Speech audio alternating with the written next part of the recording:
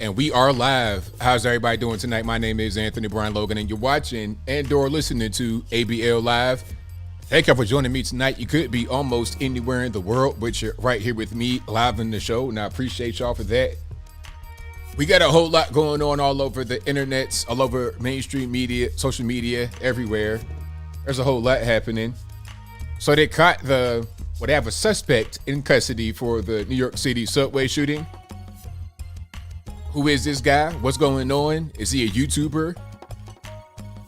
62 years old. What's going on with that? We'll talk about that in a minute. Also, we got to talk about Buttigieg going on the Breakfast Club and sounding so surprised when Charlamagne was like, hey, you know what? A lot of your promises that you failed to follow through on, black folks are starting to notice. It's like, oh, really? We'll talk about that in a minute. Also, shout out to Ben Shapiro wrecking this super woke genius level college student talking about, I'm a physicist, so I know about biology, which is hilarious because they say that gender is not about biology. Gender is about how you feel. I feel like a Miami Dolphin right now, so that's what I'm going to do. I'm going to go down and get a Hawaiian shirt, hop in the water, and I'm a dolphin because that's how I feel. We'll talk about that in a minute. Also, Jussie put out a new diss track, a song, calling out the Shade Room, calling out, who did he call out? He called out Don Lemon, CNN. We'll talk a little bit about that. Also, Elon Musk doesn't want to be on the board of Twitter. Is there a particular reason? Does he have a greater motive? We'll talk about all those things and more on tonight's episode of ABL Live. And thank y'all again for being here. Definitely appreciate you guys. If you like what you have heard so far, if you're enjoying my content in general, please give the video a thumbs up, like the video, share the video, do all that good stuff. And thank you all again for being here. Couldn't do it without you. And of course, shout out to the sponsors. Oh, and sorry, I was gone on Saturday. I forgot to tell you guys, but I was in Tampa, Florida. That was a cool trip. I'll show you guys some pictures from that, I suppose. And if I met you in Tampa, hey, thank you for coming out. It was a good event. I was ripping and running, so I couldn't necessarily meet everybody that I wanted to meet, but thank you all for coming out. If you came to Tampa, Florida to the Blexit event, it was a good turnout, good event. But of course, shout out to the sponsors. We have my personal websites, ablmerch.com. We got hats, t-shirts, stickers, hoodies, mugs, and more on the site, ablmerch.com. Check it on out. Also, my other website, anthonyblogan.com. Go to the contact page. All my contact info was on there. My email, my snail mail, my social media accounts, my Twitter, Facebook, Instagram, all that good stuff is right there on the website, anthonyblogan.com/contact. There's also an article for each video that I produce. So whenever I put a video out, I write an article and I cite my sources from all over the place. It could be left, right, independent, local, national, whatever, ground force, whatever kind of news I'm going to have, I'll put it on the website so you guys can get some information that way, right? I did not go to the gun show, unfortunately. I didn't have enough time. I wanted to go to the gun show, but I was running around so much I couldn't make it. But I did want to go there. And I heard that Anna Paulina was at the gun show, and they had a booth. And I met her at the event, so that was cool. They said the gun show was pretty hectic and pretty cool, but I wasn't able to go. But I did want to go, but it was so much going on, I just couldn't do it.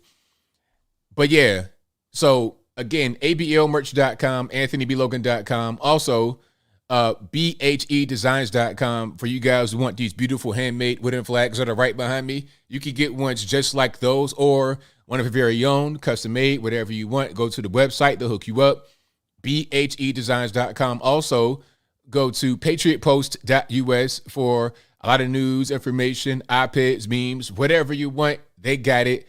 A very well trusted source. So a lot of you guys say, hey man, where do you get your news from? Where do you get your information, your conservative information? You have my website, of course, for just my perspective. But if you want more to really dig deep and to get a different perspective, patriotpost.us, that's where I go. You should go there as well. All my links for all these sites will be in the description box below the video. And also, this is a podcast recording live, and it will be available on all streaming platforms after we're done with the show. Not right afterwards, probably about 8 o'clock in the morning Eastern time the next day. So you could go to Spotify, Stitcher, Anchor, Google Play, Apple iTunes, wherever you get your particular podcast, wherever you stream audio, this will be available over there, audio only. So if you want to hear the playback without all the video bandwidth, get you the podcast on your streaming sites for absolutely free. It'll be available 8 o'clock in the morning the very next day. So if you're listening to me on the audio streaming platform, please give me a 5-star rating, a review, whatever you can over there. I'd most certainly appreciate it. Now, we got to get into a few topics today. We got to get into a few things. Where are we going to start? Okay, I think I want to start with, let's start with some cringe, shall we? How about that? I like, you guys may or may not know, I'm a connoisseur of cringe, right? I'm a cringe curator. That's what I enjoy doing, okay? If I could be a farmer and pick from a cringe tree, that's what I do for a living. I don't care if I got paid or not. That'd be a hobby, picking off cringe. So let's go to Jussie Smollett and the song. Oh yeah, we're going to go there. That's a great way to start the show with a little bit of cringe, okay? So Jussie has a brand new song out. I don't know what the motive is behind the song, but it's out there because you may or may not know Jussie is a singer / rapper. Remember when when the incident first happened, when the hate crime hoax first happened, and he was on stage talking about, I'm the gay Tupac. He was out there recording some songs. He was performing some songs at that point. So he has a brand new song on the Instagrams. I'm not sure when he recorded it. Was he in the penitentiary for like a day and a half? Did he record it on a jail phone trying to be all big, bad, and tough? Or did he record it the very next day after he had been locked down for like 16 hours or however long he was in there? I mean, he was in custody for like 5 minutes and got out. But anyway, that's a different story. I'm getting triggered already, so I digress. But here is a piece of the song. Somebody says, ABL cancels student loans and mortgage debt. How am I going to do that? When I got a magic wand? Do I appear to be a genie in the bottle? Do I look like a 1960s sitcom to you? I can't do nothing about that. Okay. I can't hey, if you want to cancel your debt, how about pay it? How about pay it? How about that? That's a good way to start. Cancel your debt by paying it. Okay. You're not going to get Joe Biden talking about he's going to cancel debt. That was part of his campaign promise. That ain't going to happen. That's not going to happen. Best he could do was the war in Ukraine and rising inflation, gas prices, and things of that nature. That's all you could do for you right there. And ridiculous virus restrictions that don't make any sense that he does not follow, but he wants you to follow. But anyway, let's get to the Jussie song. This is on Jussie's Instagram page. And we're going to go ahead and let it roll here. And if you don't like cringe, I'm sorry. It's not my fault. Please blame the white man. But we got to let the cringe roll. And here's a little part in the beginning that doesn't have any sound. And it says, channeling these thoughts the best way I know. Love you, Jussie. All right, let's get to the song. Why can I not hear? Let me get some audio on my headphones. There we go. Let's do it that way. Yeah, not solving a crime. All right. Like they hell bent. Yeah, not solving a crime. Taking out the elements of race and trans and homophobia. That's straight taking lives. I mean, does it rhyme at all? I'm trying to figure out. It's like he's just writing stuff down. It's like his PR person gave him a list of things to talk about in the song. It's like, all right, talk about trans, homophobia, race, all these other opes and this. Just put that in there and make a song so you get some money from people that still support you. But turn around and act like I'm the one that killed the strides. Maybe we stick together. Maybe we read more. Instead of saying that it's above me now. Brother, you sure? I can't be mad. Take my ego out. Some people searching for fame. Some people chasing that clout. That's him, though. He's talking about people searching for fame and clout. That's him. That was the dumbest thing you could ever do. A fake hate hoax. And it's like, what I can't get over is how you had these Nigerians. It's like, sir, you want to talk about these guys are white guys in MAGA hats? You get these big bodybuilding Nigerians. I mean, the biggest contrast away from a Trump supporter, a white Trump supporter you can get. I'm talking about big Hulk-looking dudes. You looking like Lou Ferrigno out there as the Incredible Hulk, but instead of green, you're dark brown.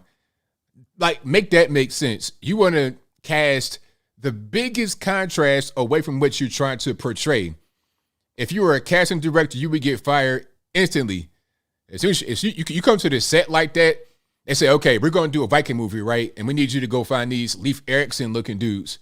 And you come to the set with the Kemi Mutombo. It's like, okay, you got to go right now. Go to your trailer, pack up, and hit the road, and don't come back. But let's get into it. Just remember this. This ain't that situation. You think I'm stupid enough to keep my reputation? Yes, we do think you're that dumb. You are that dumb because that's exactly what you did.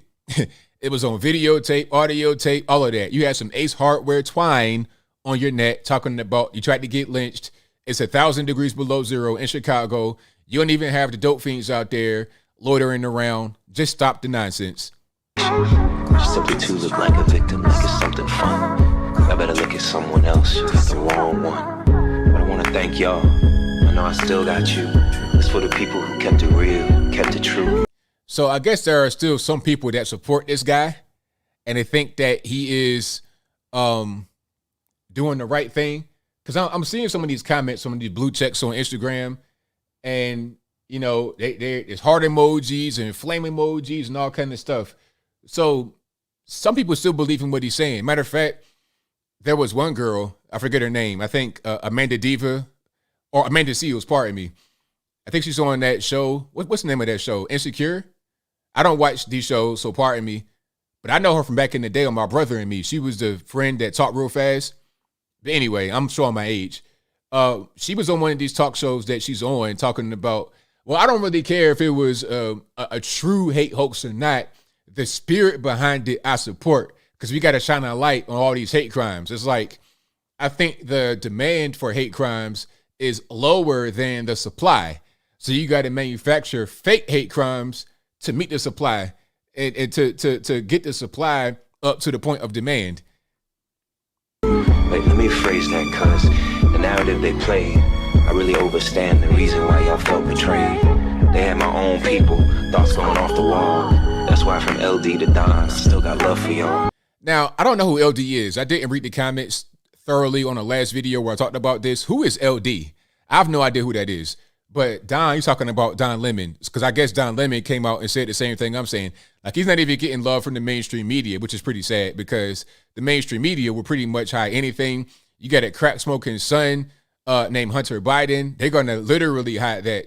It was a report from the New York Post, a reputable news source, been around 200 years. They literally censored that.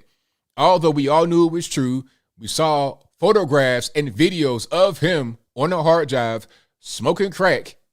They literally hid that. So when the mainstream media turns on you, you know it's over with. If you're going to hide something obvious like that, it's like trying to hide an elephant behind a tree. It's like, I can see the elephant. Now, it's not there, though. You don't see the elephant. I'm seeing Hunter Biden beam to Scotty. I'm looking dead in his eyes as he's smoking crack. I'm looking like eye contact, like right here. Now, that's not him. Nah, we're going to hide that. That's fake news. That's Russian disinformation. That's CGI.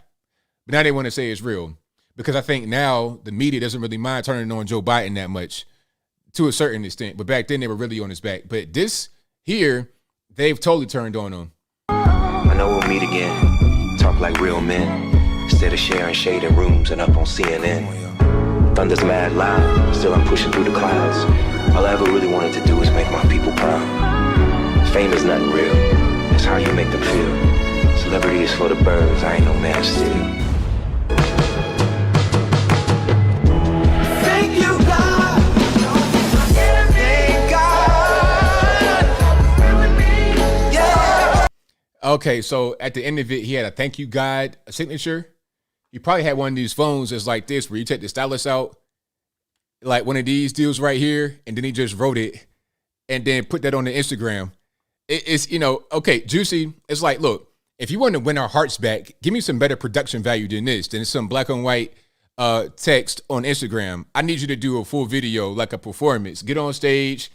You remember that whole, you know, the gay Tupac? Yeah, give me that energy back right there. Give me the Prince performance. I don't want to see this black and white text video on IG for your redemption arc. I want more production value. Put some money into it. The same kind of way you produced that hate hoax, produce a video for this cringy song. How about that? Thank God. Yeah. So was LD, was that Larry David? Who was that? Because I saw some of Lee Daniels. Was it Lee Daniels? Lee Daniels. So he's gonna donate some of this song, I suppose. I'm not sure how he makes any money off of this just by being on IG. I guess it's on iTunes and whatnot as well. But anyway, he's gonna donate some of this to these organizations: Rainbow Push Coalition, STB Safety, whatever that is, and also the Illinois Innocence Project, Seek Justice. So he's still trying to maintain his innocence, but clearly, he is not innocent. He's guilty as sin. If guilt had a picture right next to it in a dictionary, it'd be Jussie Smollett, 1,000%. Okay, can I play the last part again? I'd rather not. It's on his Instagram page, actually, Jussie Smollett, JUSSIESMOLLETT. A bunch of double letters in that name. But anyway, yeah, you can check it out there. So yeah, it's a little bit of cringe for you. Like I said, I'm a cringe farmer, so I enjoy cringe. But I'm gonna move right along away from that one and get to my next thing here. And let's talk about Buttigieg. Now, Buttigieg went to the Breakfast Club, and as you guys know, that's the place where the infamous "if you don't vote for me, you ain't black" happened. Matter of fact, let's play that one more time. I've not played that enough. I play it once a month, maybe. Let's play that one more time. For those of you who have not heard it. And for a little bit of context, so Joe Biden, this is on the campaign trail when Joe Biden was running. This is back in 2020. May 2020. So remember when Joe Biden, this is like right when this pandemic first popped, and Biden was in the basement out there in Wilmington campaigning from there, which really saved him, because if he had to go out there and actually, go out there and campaign on the campaign trail, it was gonna be looking like Hillary Clinton when she had metal objects falling from her hind parts on the ground, just ridiculous, weird stuff, right? It'd be looking like that because this guy was not well then and he's not well now. So being able to campaign from his basement helped him out a lot. But anyway, he's on the Breakfast Club with Charlamagne the God. And the Breakfast Club, if you don't know, really popular urban like black radio show out of New York City. There are usually 3 hosts. This guy right here on the left, Charlamagne the God. And you also have DJ Envy and Angela Yee. But it's just Charlamagne this time, I guess in his basement in his house, doing a little video chat with Joe Biden. And at the end of the interview, he's asking Joe, what's he going to do for the black community? Give me some tangibles, as Tariq Nasheed and them would say. Give me some tangibles for the black community. And Joe Biden had a famous reaction to what he was saying. I'm going to play this, and then I'm going to get to the brand new clip from Buttigieg talking to Charlamagne again. And you're going to see Charlamagne trying to redeem himself from this moment, which was about 2 years ago now. What do you say to them? What I say to them is that I'm not acknowledging anybody who is being considered, but I guarantee you there are multiple black women being considered. So back then, this is when they were talking about basically Ketanji Brown Jackson. He said back then that they were going to put out a black female Supreme Court justice, which kind of cheapens it cheapens the nomination, because you would not have this role if not for you being a black female, which it kind of sucks, but it is what it is. Multiple. Charlamagne had a follow-up question, but got interrupted by someone off camera saying their time was up. The radio host. Come see us when you come to New York, VP Biden. I will. It's a long way until November. We got more questions. You got more questions, but I tell you, if you have a problem figuring out whether you're for me or Trump, then you ain't black. The comment may have been.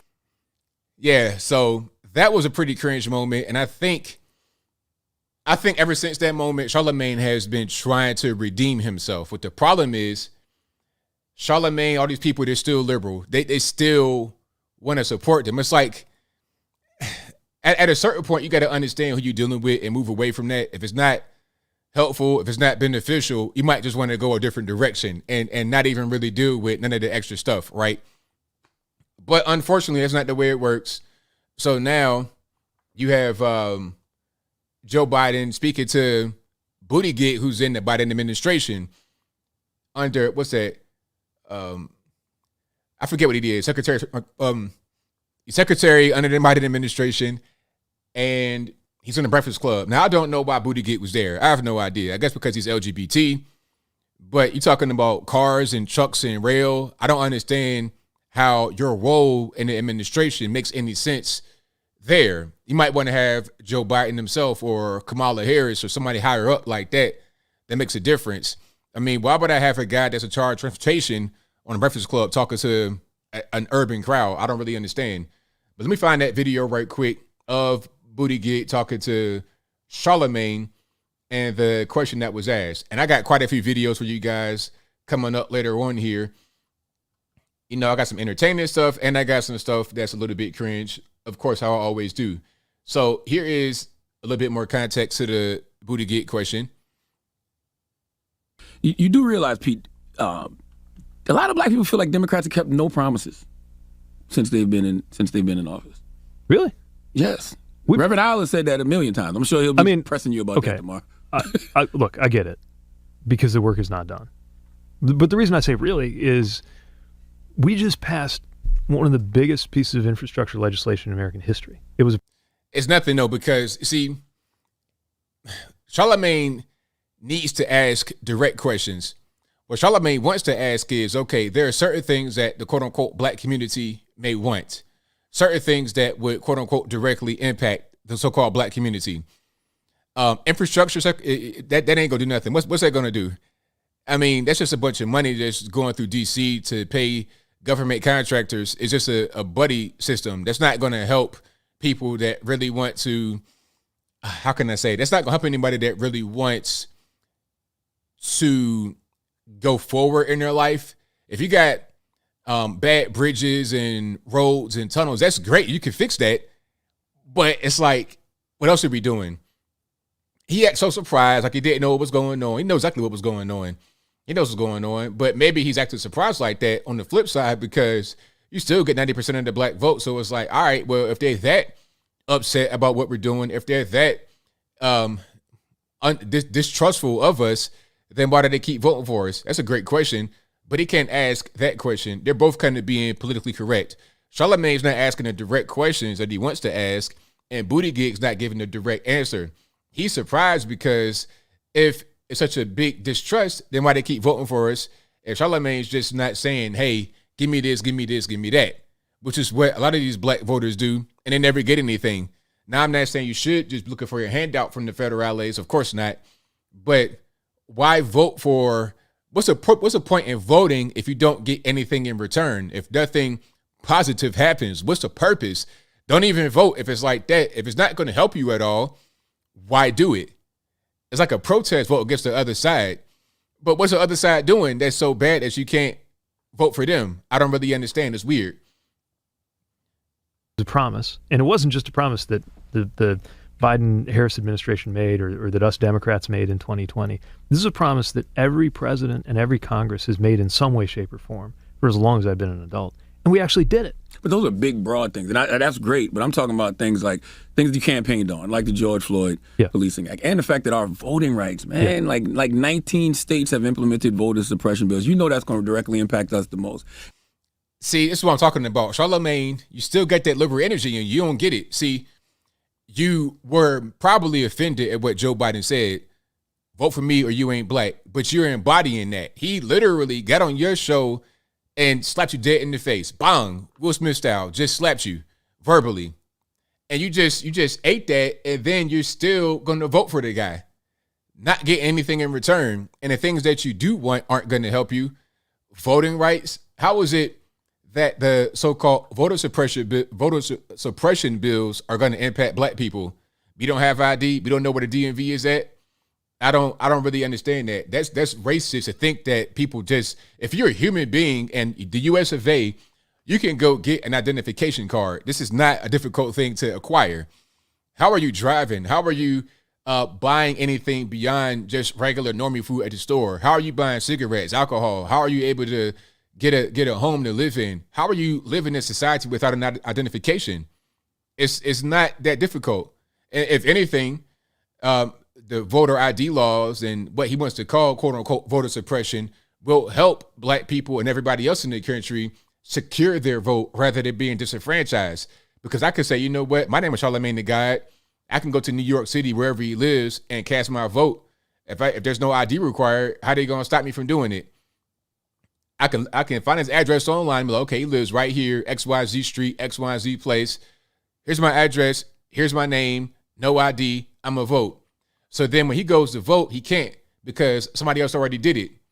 The voting laws are to protect him, but he's been brainwashed by the media, even at a big state that he's in, a big, how can I say, even at his high financial status, he's still being brainwashed by the left. And the only strategy Democrats are going to have is we got to go out there and vote in mass numbers to fight it. That's Right. not a strategy. No, Hope is not a strategy. Right. Mobilization is a strategy. And these tactics that you're talking about make mobilization harder. And you're absolutely right. That work is not done. That work has to get done. And it's not acceptable where we are right now. It's I think all April of that's feet. true. Yeah. Here comes Angela Yee with her stuff. Now, so you get another liberal in there too. Like the things they're asking for aren't really good. Let's see what she says. And you know what really is scary is seeing a lot of women's reproductive rights. Oh my God. Regressing. And So she wants abortion. Check. She wants abortion on demand. That's a chief killer of black people in America. Okay, that's the number one killer beyond HIV/AIDS, homicide, suicide, murder, fire, car accidents, all of that. Accidents, abortion, number one. So you got that. You want to implement that, or it's going to hurt you more. You think that's going to help you, but it's going to hurt you. You really don't understand. LGBTQ community, their rights being taken away. LGBT rights, what's that got to do with the black community? How is that going to really, you know what I mean? And what rights do they have? What rights are being taken away from them? What, the right to be a fully grown man, 6'8", and swim with women that are like 5'2" on a good day? I mean, you're looking like the Incredible Hulk weightlifting against women. Of course you're going to win. You're looking like Silver Surfer, okay, out there in the water. Of course you're going to win against women. This is unfair. But she wants that. So you want unfairness in sports and women to be very unsafe in the locker rooms and bathrooms and whatnot. Then you want to be able to kill babies. Okay, what else you want? State by state. Yeah. Right. Voting rights being taken away state by state. Those things are scary, even in the education system, you know, just not being able to discuss certain things. So you want to be able to teach transgender issues to little kids. So you want to be able to groom 5-year-olds into the LGBT lifestyle. You need to get put on the watch list for that one, but she doesn't really understand. These people are very educated. They're all college graduates. They all got money, but they're ignorant. So a lot of times, if you go to college, not all the time, you guys, if you've been to college, you guys are smart. You guys are brilliant. But a lot of times, these leftists, when they go to college, they get indoctrinated with all this poisonous ideology and poisonous rhetoric, and they're the ones that go out there and vote. They're the ones that go out there and really, make things happen, which is a problem. We got to get to these people and change their minds, because if we don't change their minds, then nothing else is going to really improve after that. It ain't really going to be able to work after that. So yeah, Buttigieg on the Breakfast Club. Not really sure why he was there. It's kind of strange. Get somebody else. You get in the car guy, the green energy guy. That's not really what we want on the Breakfast Club. That's not really what we should have on a big platform like that. But it is what it is. Maybe their platform kind of sucks now. I don't really know. You know, I don't really follow everything that they got going on. Okay. But what else we got going on here? Oh, if you like what you heard so far, please give the video a thumbs up. Like the video, share the video, do all that good stuff. Let's talk about your main man, Ben Shapiro. Now, this video was hilarious. Shout out to the young super genius, the woke genius, who declare himself a genius or some kind of just authority because he has the big brain. Shout out to him. Let me find that video right quick. I'm going to pull it right up on the screen. But yeah, shout out to him for being so genius and so woke. Oh, hold on. Matter of fact, can I play this video right here? Hold on. Hopefully the music ain't going to get me. Here comes with what you see here, other figures. Oh, no. Okay. But before we get to the Ben Shapiro video with the super genius woke kid, here's a video from Silent Meme Jordy. Shout out to you, boss. I got to play this video. I saw it, and I really just want to go ahead and get it rocking. Hold on one second. So, context. Joe Biden had the ghost gun presentation. I don't know what he was really doing. Who thought it would be a good idea for him to do this? But he did the presentation, and he was out there with like a handgun with a receiver of a handgun, and then the rack slide, all of that, like disassembled. And he was like showing it. It was so cringe, so weird. Here's a little bit of a meme video that he did. Here comes with what you see here, other figures and equipment sold separately.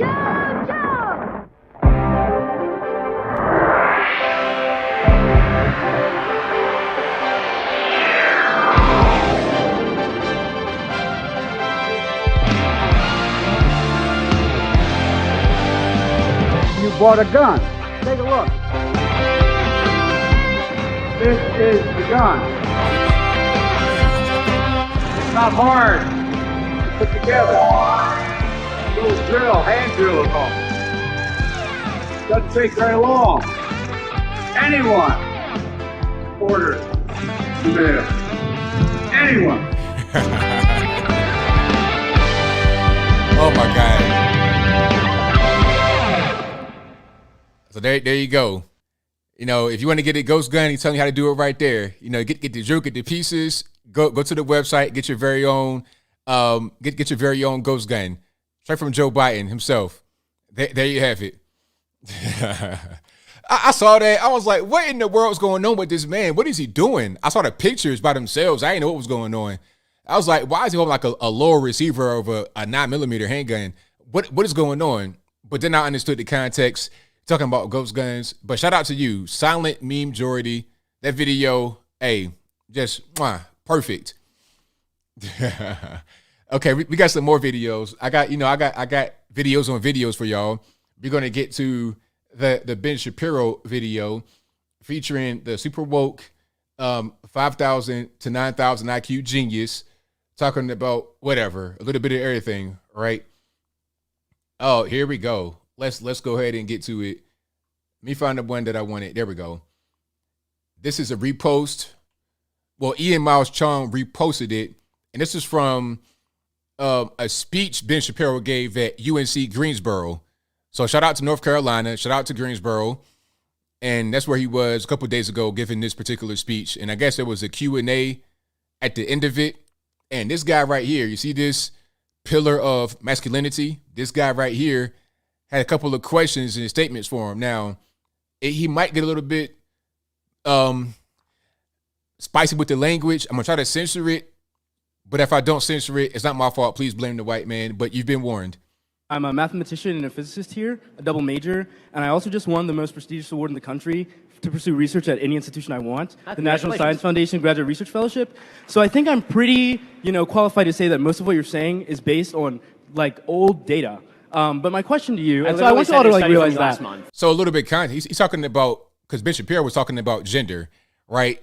Is man or woman? That was it. So this guy is trying to counteract that point, talking about, hey, there's more than that. You're talking about old stuff. I'm gonna go back a little bit so you get a bit, so I won't just interrupt it while he's talking, so you get the full thing. Science Foundation Graduate Research Fellowship. So I think I'm pretty, qualified to say that most of what you're saying is based on like old data. But my question to you, and so I want you all to like realize that. Last month, but sure. For example, gender identity disorder, that's the DSM-4, bro. We use the DSM-5 now for psychologists to be able to talk about... I literally cited the DSM-5 in the speech, and it's called gender dysphoria, which is the term that I use throughout the speech, not gender identity disorder. You sound like a bro. And you can't even make bro, so what's good? So did I censor it? Hopefully I did. Basically, he said, you sound like a bozo, and you don't get no girls, and your wife is not pleased with you, basically. That's what he was saying. So rather than just talking about the argument, talking about, gender dysphoria versus gender identity or whatever he said, DSM-4, DSM-5, rather than keeping it on that, he went straight to the ad hominem attack. You were attacking me rather than my argument. So now we have a little bit of a debate here. So, let me just say, the nice thing about having several small children, I don't feel the necessity to have my masculinity. We're using a Western like colonial idea of gender, then why should it apply? If we're using because the gender binary is a Western colonialist framework of gender. So the idea of gender, the idea of male and female is Western and colonial. So before the white man came, we didn't have male and female in Africa and China and stuff like that. How did we create life? How did we keep humanity going if that wasn't a thing?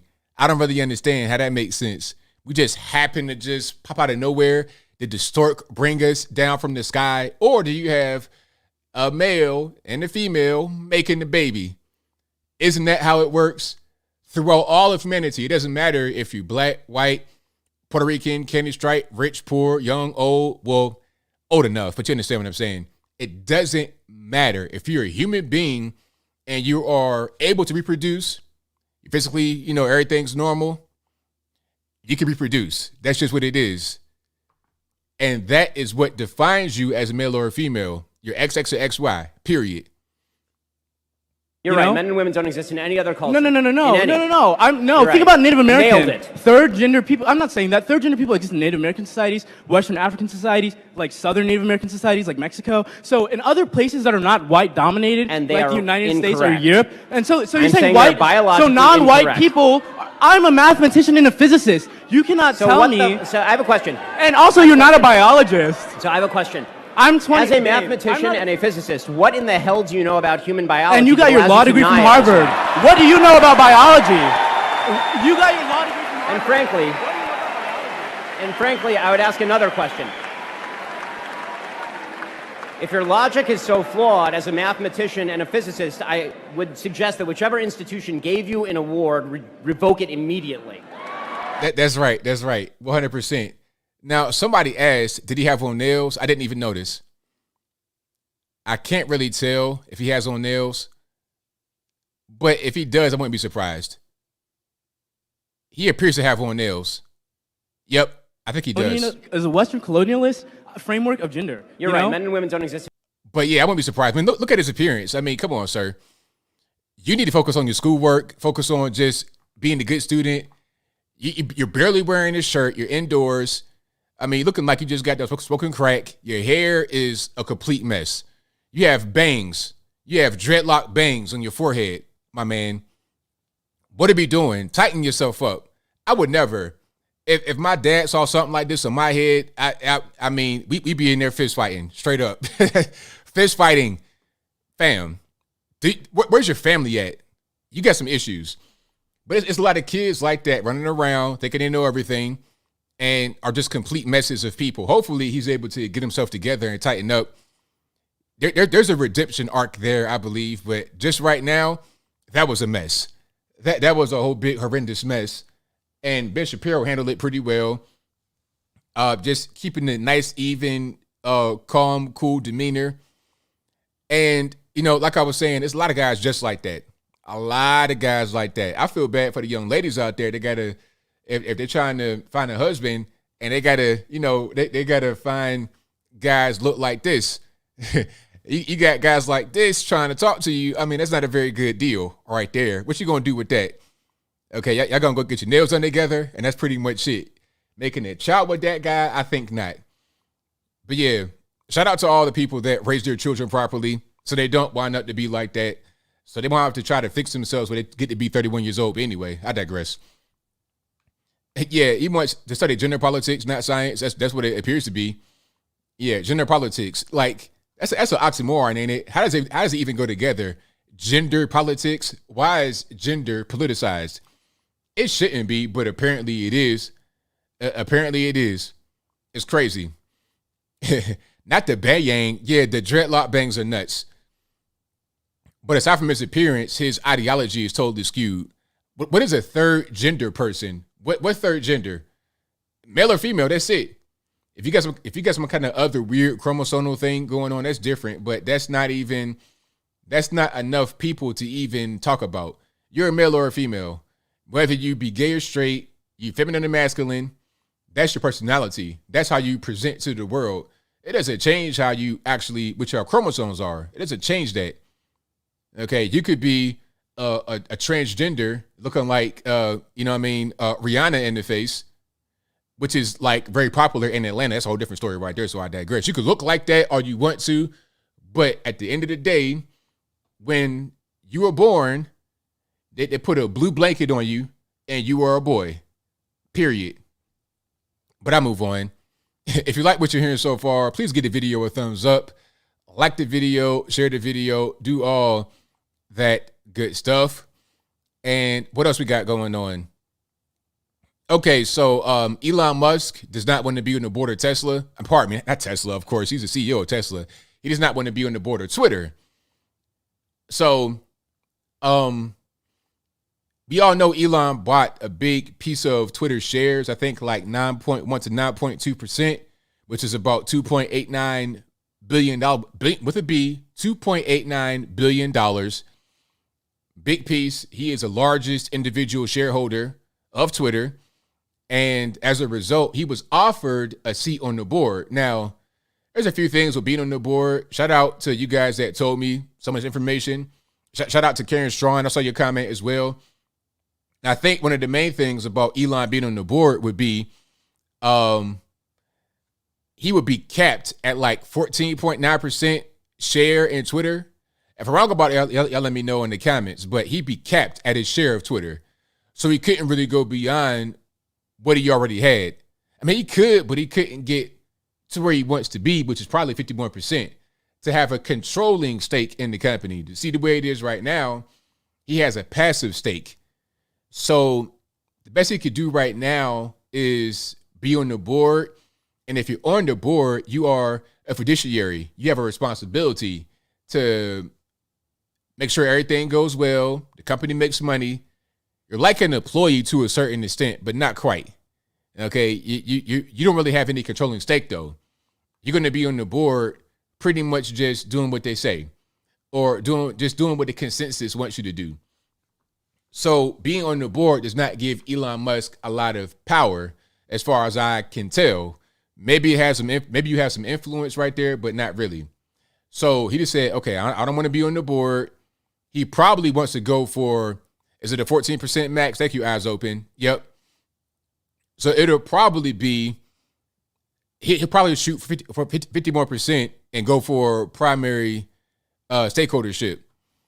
So that'll probably be the best way to go about it if he wants to affect change on the platform. And I don't think he needs to do a lot of, he doesn't need to do that much as far as change. Small changes. All he has to do is something real simple. Just, how can I say? You need to be the defense against the political stuff from Washington, D.C. that happens to Twitter. That's your objective. Because Twitter has a lot on there that's not censored, that probably could get censored, and it wouldn't necessarily be a bad thing. Some things that I don't want to see when I'm scrolling my timeline, and I got virgin eyes, so I'm horrified every time I see something that I don't want to see. I want to unsee certain things, but I can't. But anyway, they allow quite a bit on the platform, is my point, without being censored. However, when it gets to the political stuff, that's when it gets weird. The Hunter Biden story, when we first discovered his crack smoking laptop, the pictures and videos, all of that was censored straight away. Virus related things, political stuff is what gets censored. And I feel like that's internal pressure from Twitter employees and also external from Washington, D.C., from people in California, the senators, the governors, or whatever, people that can make things happen, people that can affect their bottom line with legislation. They're getting sent to D.C. to speak before Congress. Why is the CEO of Twitter speaking before Congress about things you don't even know about? There's a bunch of backdoor stuff going on that we don't see that affects them and their business. So they're trying to please the advertisers. They're trying to please us, the consumer, and also the federal government, in my humble opinion, maybe even local governments in California. So Elon should be able to go in there and lobby for them and protect them from the federal government, and also make internal changes. I'm hearing about the employees don't like Elon already, even though he's not really on the board. He just happens to own a piece of Twitter. They don't like it. They say it's causing chaos. I think I have an article. Let me see if I can find it right quick on New York Post. Shout out to the New York Post. Very well-respected platform. I like how New York Post is putting out this anti-Twitter stuff. Not anti-Twitter, but just things that are relevant that we should know about that other platforms may not want to put out. But yeah, I think a lot of the employees don't like Elon. They think it's going to change a lot of things, which he should change quite a few things on the platform. Oh yeah, so here's the article.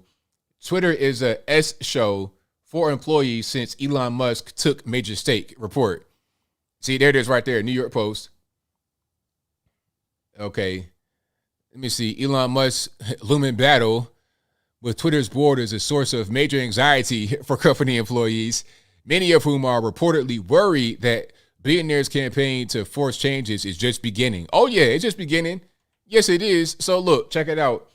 If you come to work with an LGBTQ elemental P pin on top of your head, I mean, you'd be okay, but check it out. You might get a little bit worried when you're talking about what you can and cannot censor. If you feel like certain things are triggering to you and they're hurtful, well, hey man, find a nice quiet place to go scream and cry, because it's gonna get ugly. Okay. Let me see. Hold on. Here's something right here. Check it out. Watch this. Musk's surprise rejection of a Twitter board seat emerged ahead of a scheduled, quote, day of rest for company employees. A day of rest? What's that going to be? Are they being overworked, or must they rest because of all the stress from Elon Musk coming on board? I'm not really sure what's going on. Y'all let me know what's happening with that. Okay, hold on. The uncertainty left Twitter workers feeling super stressed about the future, with employees reportedly working together to help each other get through the week. Come on, really? All he did was just buy a piece of the company. People are so stressed out, they need like a support system to get through the week. I mean, come on. Like, where have all the strong people gone?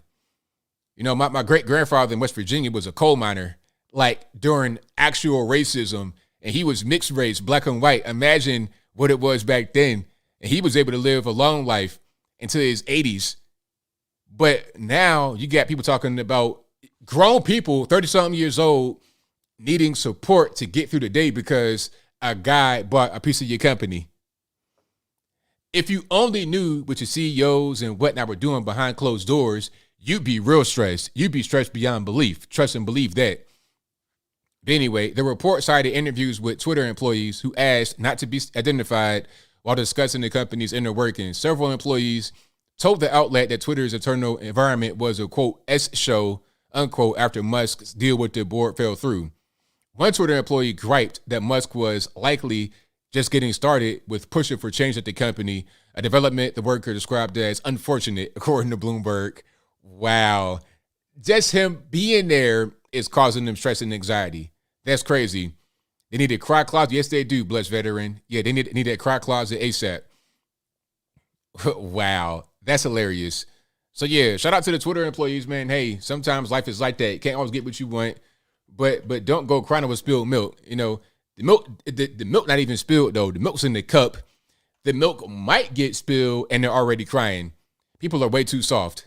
Entirely too soft, right? Okay, so hold on. Let me see. What's my next thing I wanted to get to? Oh, the New York City shooter, the subway shooter. Now, this story was really strange from the beginning because of the way it was covered. I wanted to wait a little bit because I saw it yesterday. I saw it developing. I watched it very intently. I wanted to see how the whole thing would play out. They had a suspect pretty quickly. They had the guy, Frank James. They say he's a YouTuber, a black YouTuber. I don't know him. Just by the way, just make that clear. I don't know him. I've heard that name before. Prophet of Truth, 88. I've not heard of Prophet of Doom, 8888. I don't know where that came from. That's his alter ego or whatever. I have heard that name, Prophet of Truth, 88, but I don't know him personally. I know somebody I probably know might know him like a degree of separation, but I don't know him.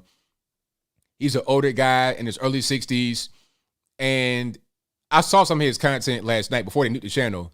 The channels are gone. a lot of his videos have been reposted to other platforms, so they still exist. But his channel that he had, that's gone. But I saw some of his stuff last night when I was doing my research, and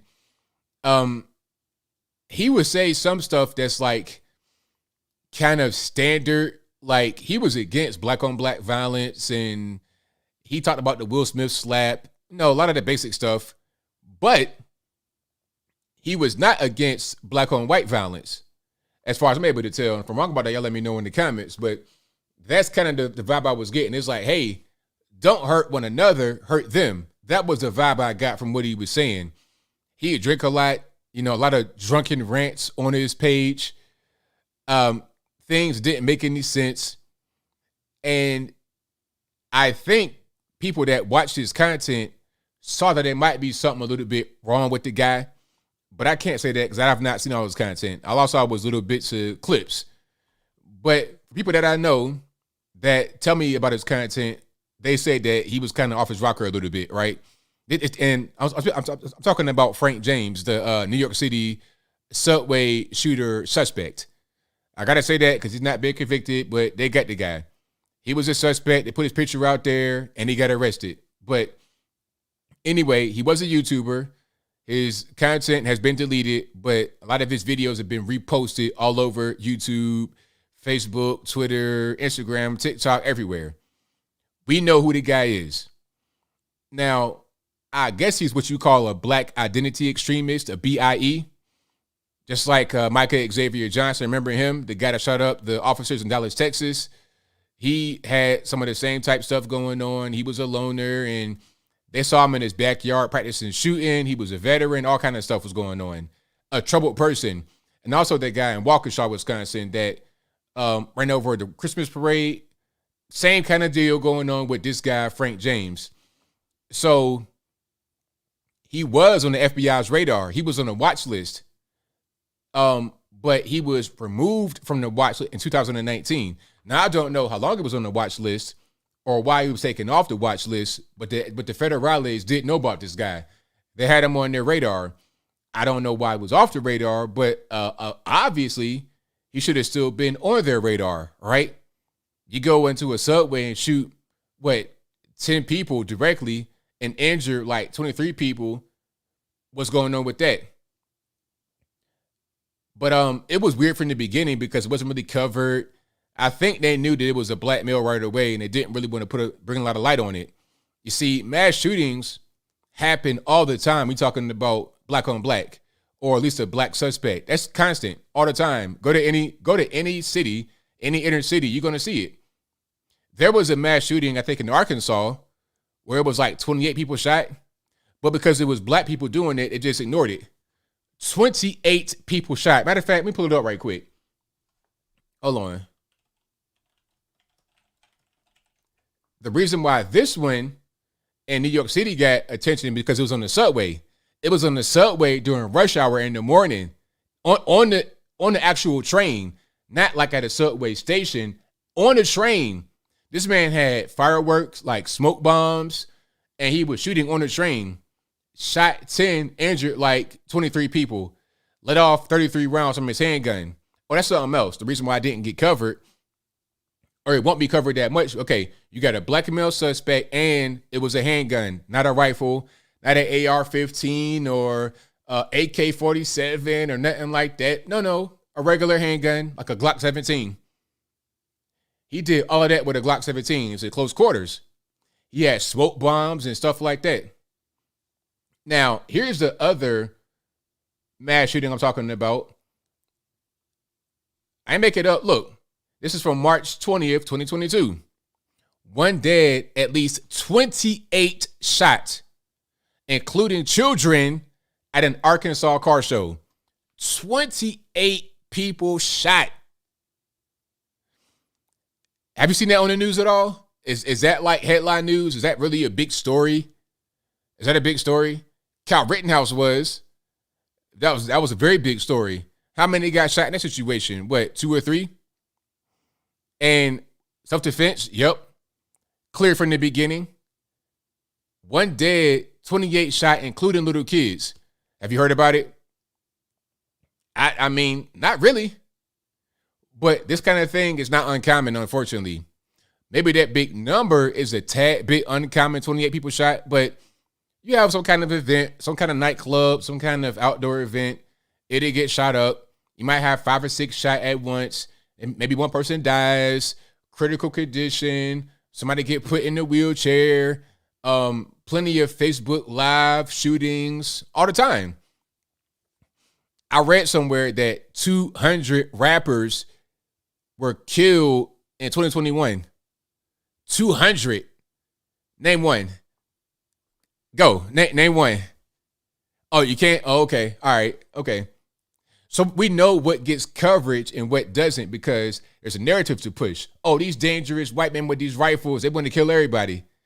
But when you got a black man with a regular pistol and he shoot 100 people at once, let's not worry about that. That's not really a good narrative. We don't want to be racist to cover that one. Let's cover the white guy. That's what's going on. But I digress. So back to the guy, what's his name? I won't say the wrong name. Frank James. Yeah, so Frank James, he shoots all these people on the platform. And thank you, Kathy said, love your brain, friend. Thank you for that. I appreciate you for the big donation.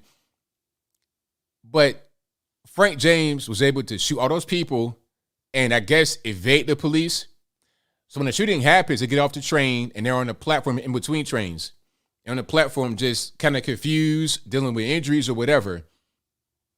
So the police say, hey, go to the next train. Don't go over there because where the shooting happened. Go to the next train. So I guess the guy was able to shed off all his identifying stuff, his construction vest and helmet. He took that stuff off and got right on the train and went somewhere.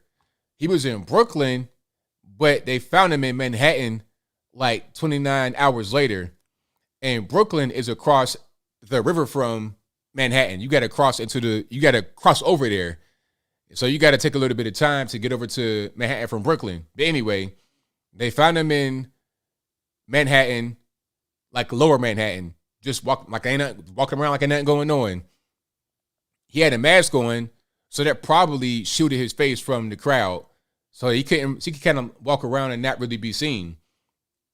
I heard that he called the police on himself. He called, what was that? Crime Stoppers on himself. He caught him on himself, and I guess the police went to the particular place that he said that he was at, and maybe he wasn't there. And a bystander saw him and was like, hey, that's the guy right there. They thought the guy was crazy, the bystander, but he wasn't. When he pointed him out, it wound up being him, and then they got him right there 29 hours later. Now, I don't know how he was able to evade authorities for that long. Was he riding the subway train? Was he just hiding in the dumpster somewhere? I have no idea. But he called the police on himself, and now he's in federal custody, and he won't come home anymore. And he can't come home for, no bail, or he can't. It's too high profile. New York City will let you out. It don't matter what you do. They had a murder suspect. Now, I ain't talking about what this guy did, which was like attempt murder, terrorist attack. Nobody died. A murder suspect, somebody that allegedly killed somebody. They had him in custody and let him out ROR, no bail. And that very same night, what does he do? Kill somebody else. I'll see if I find an article right quick. In New York City, they let him out. Murder suspect released. NYC kills again. Let me see if I can find that right quick. Hold on.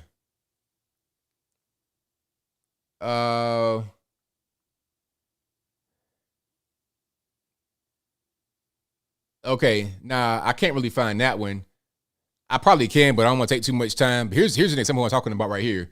This is what I'm talking about. Okay, this is from this year. This is March 11th, 2022.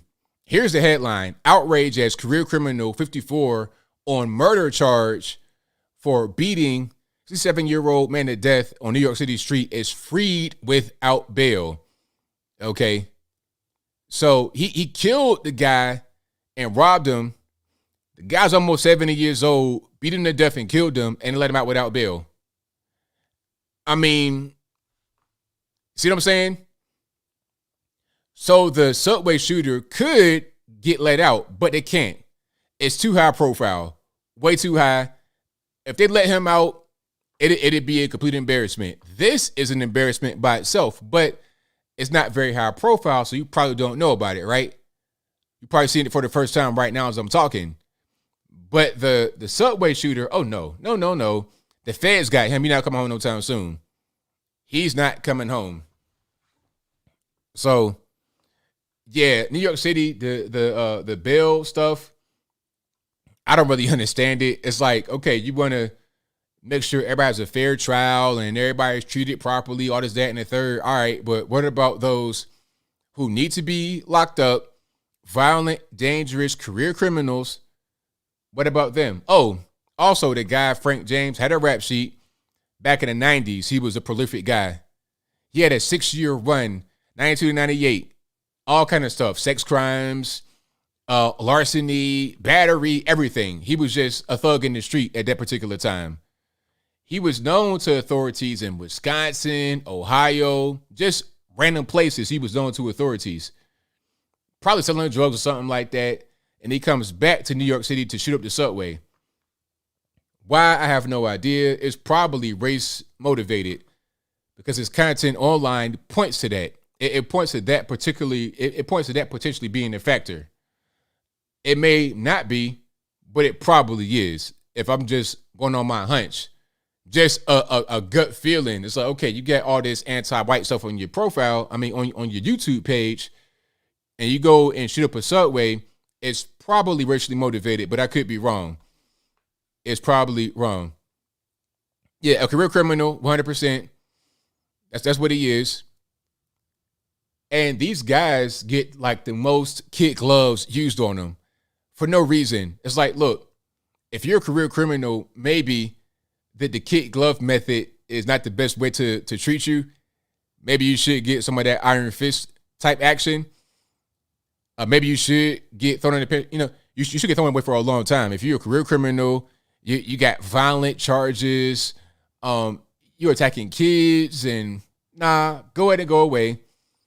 If I could be the king and I could just rule by fiat and just do stuff on my own, if you do something like what this guy is accused of doing, if you're a career criminal like that, man, you got to go out, get out, and don't come back. That's all I would say. All right, go the gulag. I will have brand new gulags all over the country. I make brand new gulags, and they will look old. You understand? I have rustic gulag camps. All the hipsters be wanting to go to the gulag, take pictures. I was like, all right, Mr. Brandon, here you gonna be in that gulag for real. You see that guy over there with the little ankle bracelet tied to a boulder, making that boulder the big rock. It's a little rock. So it's gonna be you. Keep messing around. Okay, it's gonna be a whole cartoon show in real life in here. That's what I would do to prevent lawless behavior. If you allow lawless behavior, you're gonna get lawless behavior. You can't just say I'm allowing it because, oh, we need reform and the justice system, all this and that and the third. That ain't gonna get her done. Not at all. You are not blocked, Shelley. Hopefully I said your name correctly. I can see everything you got going on here. Yeah, the tombs in New York City, 100%. I would not have these creepy, not creepy. I would not have these, I was reading the comment. I would not have these comfy jails, club fed. Now you go into a real hole in the ground. You go into some third world country type stuff, okay? You're going to be banging the bars, talking about, can I get some water, please? Think, clink. You could be like that in my prison camp. That's why I like what Joe Arpaio did in what's that, Phoenix, Maricopa County. He had those tents. And I've been to Phoenix. It's super hot. It's super duper hot. I'm talking about unbearable. Unbearable. So I know how it is. And it's like dry heat. Super dry. You about to just die. If you drink water out there, it's like you're so parched, your body is reacting to it differently. It's like you drowning. I drunk water out there. It was like I had water in my nose, but it wasn't in my nose. It was very scary. So I would have stuff like that. You're outside in the tent in the desert. That's your penitentiary sentence right there. So maybe when you go into that Target and try to snatch that purse, or you try to snatch that item from the shelf that doesn't belong to you, you would think twice because you don't want to go out. Is it worth going to the desert and being in the extreme heat for, the entire day for 6 months to a year? I think not. You get a dust storm, you don't want that to happen at all. All right. Yeah, and the pink prison wear, absolutely. So not only are you in this hot desert environment, it's dry as dry can be. A haboob hits one of those dust storms. It's all in your eyes and your mouth. Then on top of that, you got to wear the pink prison outfit. That's not wavy at all. That is not the business. All right. So let's go ahead and get to super chats and then we get to the calls. Thank you to Leo Mazzina, who says, from the Duke lacrosse case, Jussie, and countless of other hate crimes, the accusers make the real ones questionable. Exactly. Right. Because there are actual hate crimes that happen. That does happen. But when you have all these fake people to come out, it makes the real ones look like they're not real. Or it kind of lessens the real hate crimes down to not much. Why should I believe that, or why should I care when there's so much fake stuff going on, right? Thank you to Monique Price, who says, not sure if you covered this already, but what do you think of Governor Abbott sending illegals to D.C.? Oh, yeah. Almost forgot it. That's a great point. Thank you for your super chat. I got a video, matter of fact, because, and to answer your question, I love it. I love that he did that because if the people in D.C. want to create policy that makes Texas dangerous, makes the country dangerous, how about they feel it? How about I send the illegal aliens on the bus, several buses to D.C., put them right there. Y'all do with it. As a matter of fact, don't put them in Southeast or some kind of other like low income area. Put them in Adams, Morgan. Matter of fact, put them on the Capitol, right on the steps of the Capitol. Put them right there and look at Memorial. Okay, and say, all right, y'all set up shop right there on the statue. Get your tents and your blankets and pop up right here on 16th Street, Pennsylvania Avenue. Pop up right there. How about that?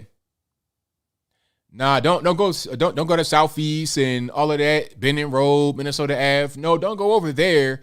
Go to the Capitol Hill and park it right there. Matter of fact, I have a video for you guys that I'll play right quick of the illegal aliens arriving in Washington, D.C. Okay. Now, no round trip, ain't gonna be no vacation. This ain't no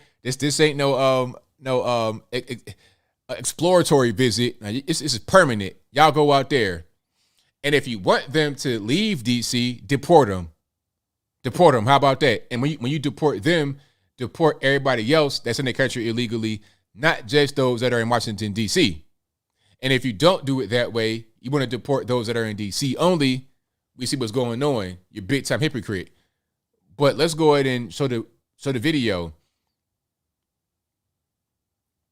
Can we get sound? Hold on. Let's do it this way.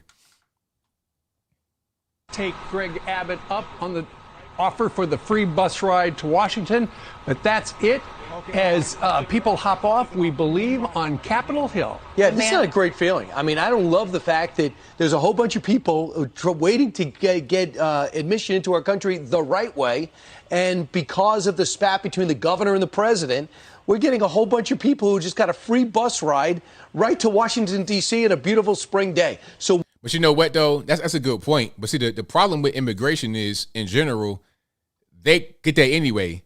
They always get that because when they come into the country, they might have a sponsor or somebody, or they ask them, do you have any family members here? Like, yeah, I got family in New York. I got family in Miami, family in California, family in Texas, family in Chicago. They will send them on a plane. They'll give them a plane ride to wherever. I've seen them in the airport. You could tell that they got their cultural stuff on. You could tell what's going on. No English at all. You know, you could tell where they're going and what's happening. You already see what's happening. So, yeah, they already get this anyway.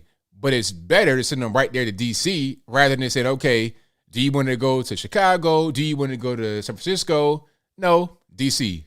What lesson is that if you're watching in Mexico, Central America, Russia, Ukraine? Don't even go through our system. This is how you get here. Seems like fun. So if you're just joining us, we've been talking all week about how the governor of Texas said, I've got all these buses and we can't handle all these illegal immigrants, so we are going to offer them free rides to D.C. if they want to get on one of these buses and join their family or go into D.C. and not stay in Texas. This is the first bus that we have seen that is rolling into Washington as we speak. We got word, this is a Fox News exclusive. Our reporter Bill Malugin has a source that is giving him this information, and he's a great reporter and told us to have our cameras there, and we did. So we're getting this exclusive video right now of these illegal immigrants that are now going to be living in the Washington, D.C. Right, area. we're going to be paying for it, and I'm sure Joe Biden hopes they become his voters. Well, there you go. There it is. Send them to D.C. I mean, because the thing about it is they get sent all over the country anyway. That's a problem. You see, it's not like they're going to stay in Texas. No. They're going to go all over the country. They could be in your neck of the woods. Matter of fact, I remember I was watching Marsha Blackburn and Haggerty, our senators in Tennessee. They were upset because they brought illegal aliens to Chattanooga on a bus. Probably on a plane to the airport dead at night. Didn't ask anybody, just send them and dropped them right off at the airport and said, okay, now just find your way to wherever you got to go. That's what's happening. They get sent on planes all over the country. You wouldn't even know about it. I travel all the time. I see them in the airport. I watch the news. I see them get brought here and all over the country. New York, Chicago, L.A., Miami, Texas, yeah, but not really. All over the country. They want to go to where the economic centers are at. That's what's going on. All right. So did I get everything? I think I did get everything. Thank you to Halliburton for Life, 2002, who says, did you see even birds don't like Biden? Joe Bird Poop Biden. I think I did. Hold on. I think I did see the bird doo-doo on Joe Biden's shoulder. Let me see if I can find it for you guys right quick. Hold on. Yeah. Shout out to the bird who doo-doo on Joe Biden. Let me see if I can find that. Hold on one second. So now I gotta find it now.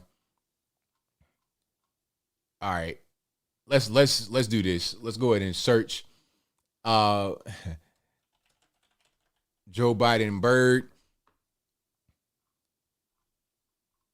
All right. Let's check it out. Of course, we got Donald Trump Jr. with the tweet. He says, even the birds know. Apparently, a bird just doo-doo to be friendly here with the family on Biden in Iowa. That bird speaks for anyone who's filled their tank or gone shopping in the last 18 months. Oh, the gas is crucial. $100 easy. Now I got a big truck, so that's an L. That's an L for me, but it's fine. I already kind of knew that it was going to be high gas prices, but $100 for a tank or more, 110, 115. I'm hearing about some gas stations where they stop you at a certain amount of money, like $125. So if you go beyond that, you have to stop and start again to continue to fill up your tank to get all the way to the top. It's crazy. It's ridiculous, man. Like, how are you going to be able to get around? How you can move around? I'm surprised that the airline tickets are not that much. They got to go up too. And I want the airlines to actually go up because I don't want to be on a plane and have to fight Sharkeisha. I don't want that to happen. I want to go on a plane and have something nice and friendly. So I don't want none of the scum of society to be on the plane with me because I don't want no fights breaking out. I don't want no loud talking, no extra stuff, no domestic violence. I'm cool on that. Y'all stay at the crib and just play Parcheesi or whatever y'all got going on. But anyway, let's take a look at the bird doodling on Joe Biden. It's not hyperbole. It's about being made in America. A lot of that has to do with this industry. Okay, so you might have missed it. So they're gonna zoom in. There you go. Boom. Right. I mean, the symbolism. Look at this right here. Right by the flag. That's basically what the administration is doing to our country. Doodling right on the flag. What are the odds of that happening? You just out speaking and the bird just strikes you like that. I was outside one time and it happened to me. I didn't even notice it. And had to get told, it's like, hey man, you got some on your shirt right there. I didn't even notice it. But yeah, shout out to the bird for doing what had to be done. You know what I mean? Shout out to the bird. Yeah, the bird's smarter than Joe Biden. The bird knows what's going on. The bird is fed up with the country. The bird was a Democrat who turned Republican and voted the other way. And show him a little taste of his, show him a little bit of a appreciation token or a lack thereof. All right. Oh, okay. Shout out to my next one here, next super chat. I think it's a Lord Baby 42 who says ABL on fire tonight. Thank you for that, man. I appreciate you. Thank you to Lucian Poe who says China warns the U.S. of upcoming Pelosi visit to Taiwan. That same day, Pelosi tests positive for the bug. Coincidence? Ha ha. I didn't even catch that one. I think that's pretty well timed. Oh, I can't go now. I have the virus. Okay, send somebody else then. Send a replacement then. You see what I'm saying? They don't want to. We want no smoke with China at all. We don't want that. They're going to take Taiwan, and we won't do a thing about it. It's going to be weird when they do it because you want to be all gung-ho for Ukraine, fight for Ukraine, send them supplies, send them mercenaries. You got people like Lindsey Graham talking about, oh, we got to kill Vladimir Putin. They won't say a word against Xi Jinping, China, none of that when they take Taiwan. Not one word. Mark my words. Guarantee you. What you gonna do? China, you can't defeat China. You can't beat Russia either. But I think the goal is to drain Russia and Ukraine to make them weaker so you have more of a way to kind of influence over them. But China ain't gonna do that. And it's not going to work, but that strategy won't work with Russia either because Russia has allies as well beyond the West. They got China as an ally, Iran. They're going to be okay with the Eastern coalition they got going on. They'll be fine. If we get involved, we're going to suffer. And I think we're not that dumb to underestimate China. We're being dumb right now with Russia trying to help Ukraine. But we're not going to be that dumb to try and fight China. What was our line right there? We're not going to do that. That's just, okay. Like, let's say, for example, if you are a regular guy and there's a bully in the neighborhood who's bigger than you and knock guys out, but you kind of like the same size almost, you're almost as big as him or a little bit bigger, you might want to try to fight him, right? But if you got Mike Tyson and you a regular dude on the street, he's going to kill you. So why try to fight him? What's the purpose? Thank you to Kim B, who says, what are your thoughts on the Gretchen Whitmer kidnapping plot hoax falling apart with 2 acquittals and 2 hung juries? The FBI got busted and the left used it to blame Trump. That whole thing was crazy. I hadn't even really been following it as far as any kind of trials. How was it any trials when we know that the majority of everybody that was there was federales? I think it was like 20 guys involved and 18 of the guys were feds. So it's like the feds were behind the whole thing. As per usual with stuff like that. Same thing with January 6th. I saw something today where they said there were about 20 guys, 20 federales that were embedded on January 6th. Let me see if I can find that particular article. Give me 1 second here. And if you like what you heard so far, please give the video a thumbs up, like the video, share the video, do all that good stuff. Okay, here we go. Well, that might not be real. Let me see if I can find the actual news source. It says federal court filings reveal over 20 FBI agents were embedded in the January 6th crowd. Let me see if I can find the actual news source because I don't want to just say the wrong thing. Okay, I don't know. But the feds were there. We know that because they got your man from Proud Boys, Enrique Tarrio. We know he was a fed because they got him the night before and he had been a well-documented federal informant. So we know what that is. It was like that from the beginning. You had regular normies getting caught up in the moment. They go do some dumb stuff. The feds doing what they do. And then the police opening the doors because it wasn't a violent crowd until you had the rabble rousers, probably feds, amping everybody up, and then they just do what they want to do, right? So that's that. Oh, and also, I said I'll show you some pictures from. Well, I don't have many pictures actually. I'm gonna just show you my picture with Larry Elder. If you guys didn't see it on my Instagram, shout out to Larry Elder. You know, like one of a kind. You guys see it. So this was in Tampa, Florida.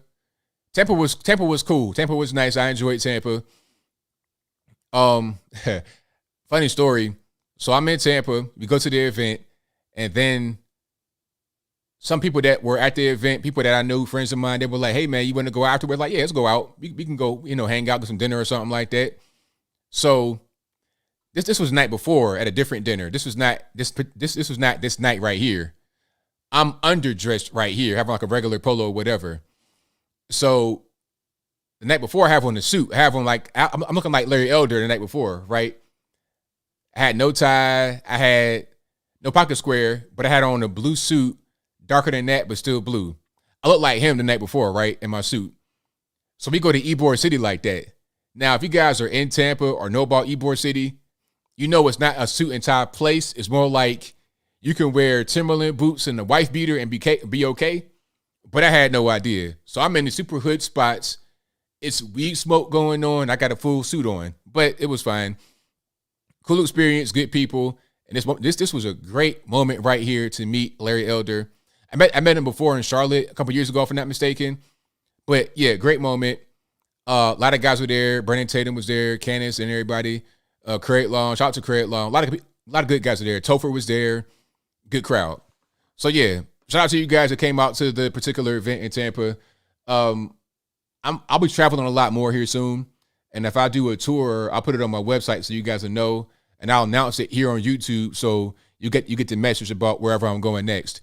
And I'll try to announce it ahead of time so you guys can plan if you want to come out and meet us. All right. Yeah, I didn't really play ball. I was like a neighborhood ball player. I was a guy that would be at the YMCA and stuff like that. They wanted me to play high school football, but I didn't want to get injured because my high school football team, we went 0-10, and friends of mine were on the team and they were getting injured all the time. I'm like, I ain't trying to do that. I'm trying to just be the academic guy. I'm trying to be the big brain guy. But I was that same size in high school. I'm 6'3", 215. So I was that same size in high school. They wanted me to play football bad, but I didn't want to play. All right. So let's go ahead and get to some calls here. The number to call is 434-658-1220. Again, 434-658-1220.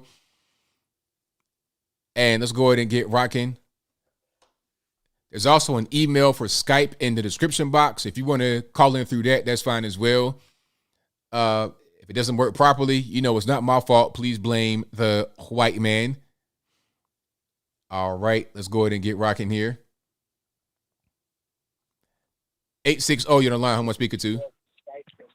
Hey, ABL, it's Up and A Ranger Xbox. All righty, man. What's going on?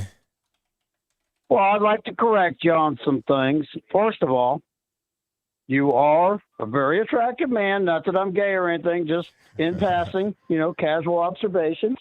But anyhow, you're wrong about China. I could take China. If I was in charge of America, I could have China taken out in under 3 months and not fire a shot. All I would do is take down their firewall. I'd blow up their firewall and let them see what the world is on the internet, because those people are suffering right now. Yeah, that's a good point, because a lot of them, they can't see the outside world. If they don't have VPNs or whatever, they can't see the outside world. So it's kind of like North Korea, where it's really, you just see what the government tells you. You don't see anything. That's a good point. But thank you. Another thing I was Tiananmen Square, they try to hide that so much because tens of thousands of people were murdered that day, but they didn't have internet and they didn't have cell phones and they didn't have video and the pictures like they had on January 6th. Now, January 6th, I'm an aircraft mechanic by trade. I have to look, and if it's got to be in place. You know what I mean? It's got to make sense to me, or I got to investigate it. So I'm looking at, there were thousands of pictures and videos taken January 6th. And people who were at the front making the most noise had a backpack on, and their Trump hats were crumpled. Now, who in the world would spend that kind of money for a hat and crumple it? That's a really good question. You know what I'm saying, right? I mean, and the reason why our government doesn't want to do anything about China is because they don't want to bite the hand that's paying them. Right. Shall I continue? Yes, please. Approximately, probably more than $31 million went to the big guy. Hunter Biden came back in 2013 on Air Force Two with $1.5 billion to start a hedge fund. But it's one of those special hedge funds where you don't really have to keep records and keep track of stuff. You know, I'm not a high finance guy, so I don't know how that works. But, you know, when there's smoke, there's usually something causing it. You know what I'm saying? That's right. So Mitch, I like to call him Mitch the B word, but Mitch McConnell's wife has a shipping company. China builds their ships at discount and provides crews for those ships. Mm-hmm. And he's a Republican. They're, I forget the channel. I think it was China Uncensored, where a man was speaking, and he lived in China for over 10 years. And he was a translator for our politicians when they came to Beijing. And our politicians would say things like, you guys got a really great system here. You want to build a highway, you just send in the bulldozers and go, hope you get your stuff out of that house before we knock it down. You know, that's the way it is there, literally. And that's what these idiots have been in college that have wasted their time and money and resources and what little common sense they had to go to college to be indoctrinated, because all the Confucius Institutes are set up on American college campuses, and they're pouring millions of dollars everything that's being done to our country in the past 2 years has been done on purpose by the direction of the Chinese government. They want to bring that government here. That's the end game. If you people out there listening understood fully what they wanted to do to you and your children, not only would you execute them, you'd burn their children in front of them if you knew what evil they had in store for you. Everything I've looked at and researched comes to the same conclusion. They want to bring China's government here. Ukraine, destroying our economy. They're destroying the dollar on purpose so that China can replace the dollar as the world currency. When that happens, it's game over. You think the Depression was bad? That's a ghost story compared to what you're going to go through. It's going to be really horrible. And I don't want to see that. I love my country. And I want to close on this one thing. I always ask myself, I don't care what anybody's sexuality is, as long as they're a consenting adult or age of consent. But my question is, why do homosexuals constantly need my validation for their lifestyle? Because I don't care. And that's what I'll leave you with, brother. You take care. God bless. Thank you for the call, man. Appreciate you. Missed your shows, man. I was jonesing. God bless. Thank you, Bye. man. All right, shout out to my man for the call. And look into some more here. Let's go. 775, you're on the line. Who am I speaking to? Hey, yep. What's happening? Yep. Can you hear me? Hey, how's it going? It's all good. Yeah, I can hear you now. Pretty good. How you doing? Can't complain too much. Hey, so I just wanted to say, right now I live and work in New York City, and trains every day, so you witness all the crazy people that come, mentally ill, just a bunch of crazy people, and it's pretty intense right now. A lot of people are scared and everything. I would never think this would happen during rush hour because usually people just want to go to work. You wouldn't think someone would do this, but it's crazy in New York City. And, I was looking, or I saw that the president in El Salvador, he's doing raids throughout the streets, and they're collecting like 6,000 MS-13 gang members. And I was thinking, I wonder if one day they could do that in New York City, just collect, the evident criminals and evident mentally ill. Do you think that could ever happen? Well, I'm not sure how they would go about doing that. Like collect them. I don't know what they would do. Would they like forcibly put them in a mental institution? I'm not sure how that would work. Yeah, that's the thing I was thinking. But just the amount of things I've seen on the train, it's insane. So that's all I wanted to say. Great show, and appreciate what you're doing. Thank you for everything. Thank you for the call, man. I appreciate you. Okay, have a good one. Bye. All right, let's do a few more. Let's go to 717 on the line. Who am I speaking to? Hey, ABL, it's Moses. How you doing tonight, man? Well, man, can't complain about yourself. I can't complain. So I saw Ben Shapiro's debate with Buckwheat, and I'm thinking to myself, man, is this what college kids are going through these days? Holy moly. That kid, I don't know what it is. That little rascal really needs to either get out to the real world or read his Bible. I don't know what to do with that kid. Yeah, I mean, it's a lot of kids like that too, unfortunately, and that's the problem. It's like that's going to be the future of the nation. So hopefully, a lot more kids are going to not be that way, because if you got the majority that's just like that, we're in trouble. We're doomed. Yeah, we're doomed if there's a lot of kids like that. And I just want to ask your personal opinion and question on this. How do you feel about college degrees in general? Do you feel as if they do come in handy, or do you feel as if some kids these days only get a college degree for the sake of getting a college degree? Some people are smart enough to understand what they're going to college for, and they go there intently with a purpose, and they get a degree that makes sense. They get skills. But a lot of people, I might even say the majority, are just going just to go, and they don't spend their money properly to get the student loan money, and they try to spend that on regular, they got to pay that back. They don't really understand that, and they get a bunch of debt for no real reason. So they end up with a bachelor's degree, master's degree, and end up working at Starbucks as a regular barista, not even a manager or anything. So it's like they go there without any kind of real game plan. They just do it just to do it. They party on drugs, and then when they come back, they're pretty much lost. And I see that a lot.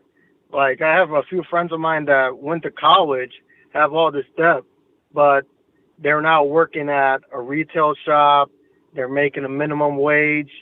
And it's just so silly to go to college just for the sake of going to college. For me, I feel as if people go to college for validation, to say, oh, I have a degree, I'm smart, I'm intelligent, I'm more intelligent than everybody, which, for me, in my opinion, if you do not have wisdom, if you do not have understanding or discernment, I feel as if all the knowledge just goes away, and a college degree means nothing if you don't have those three traits, in my humble opinion.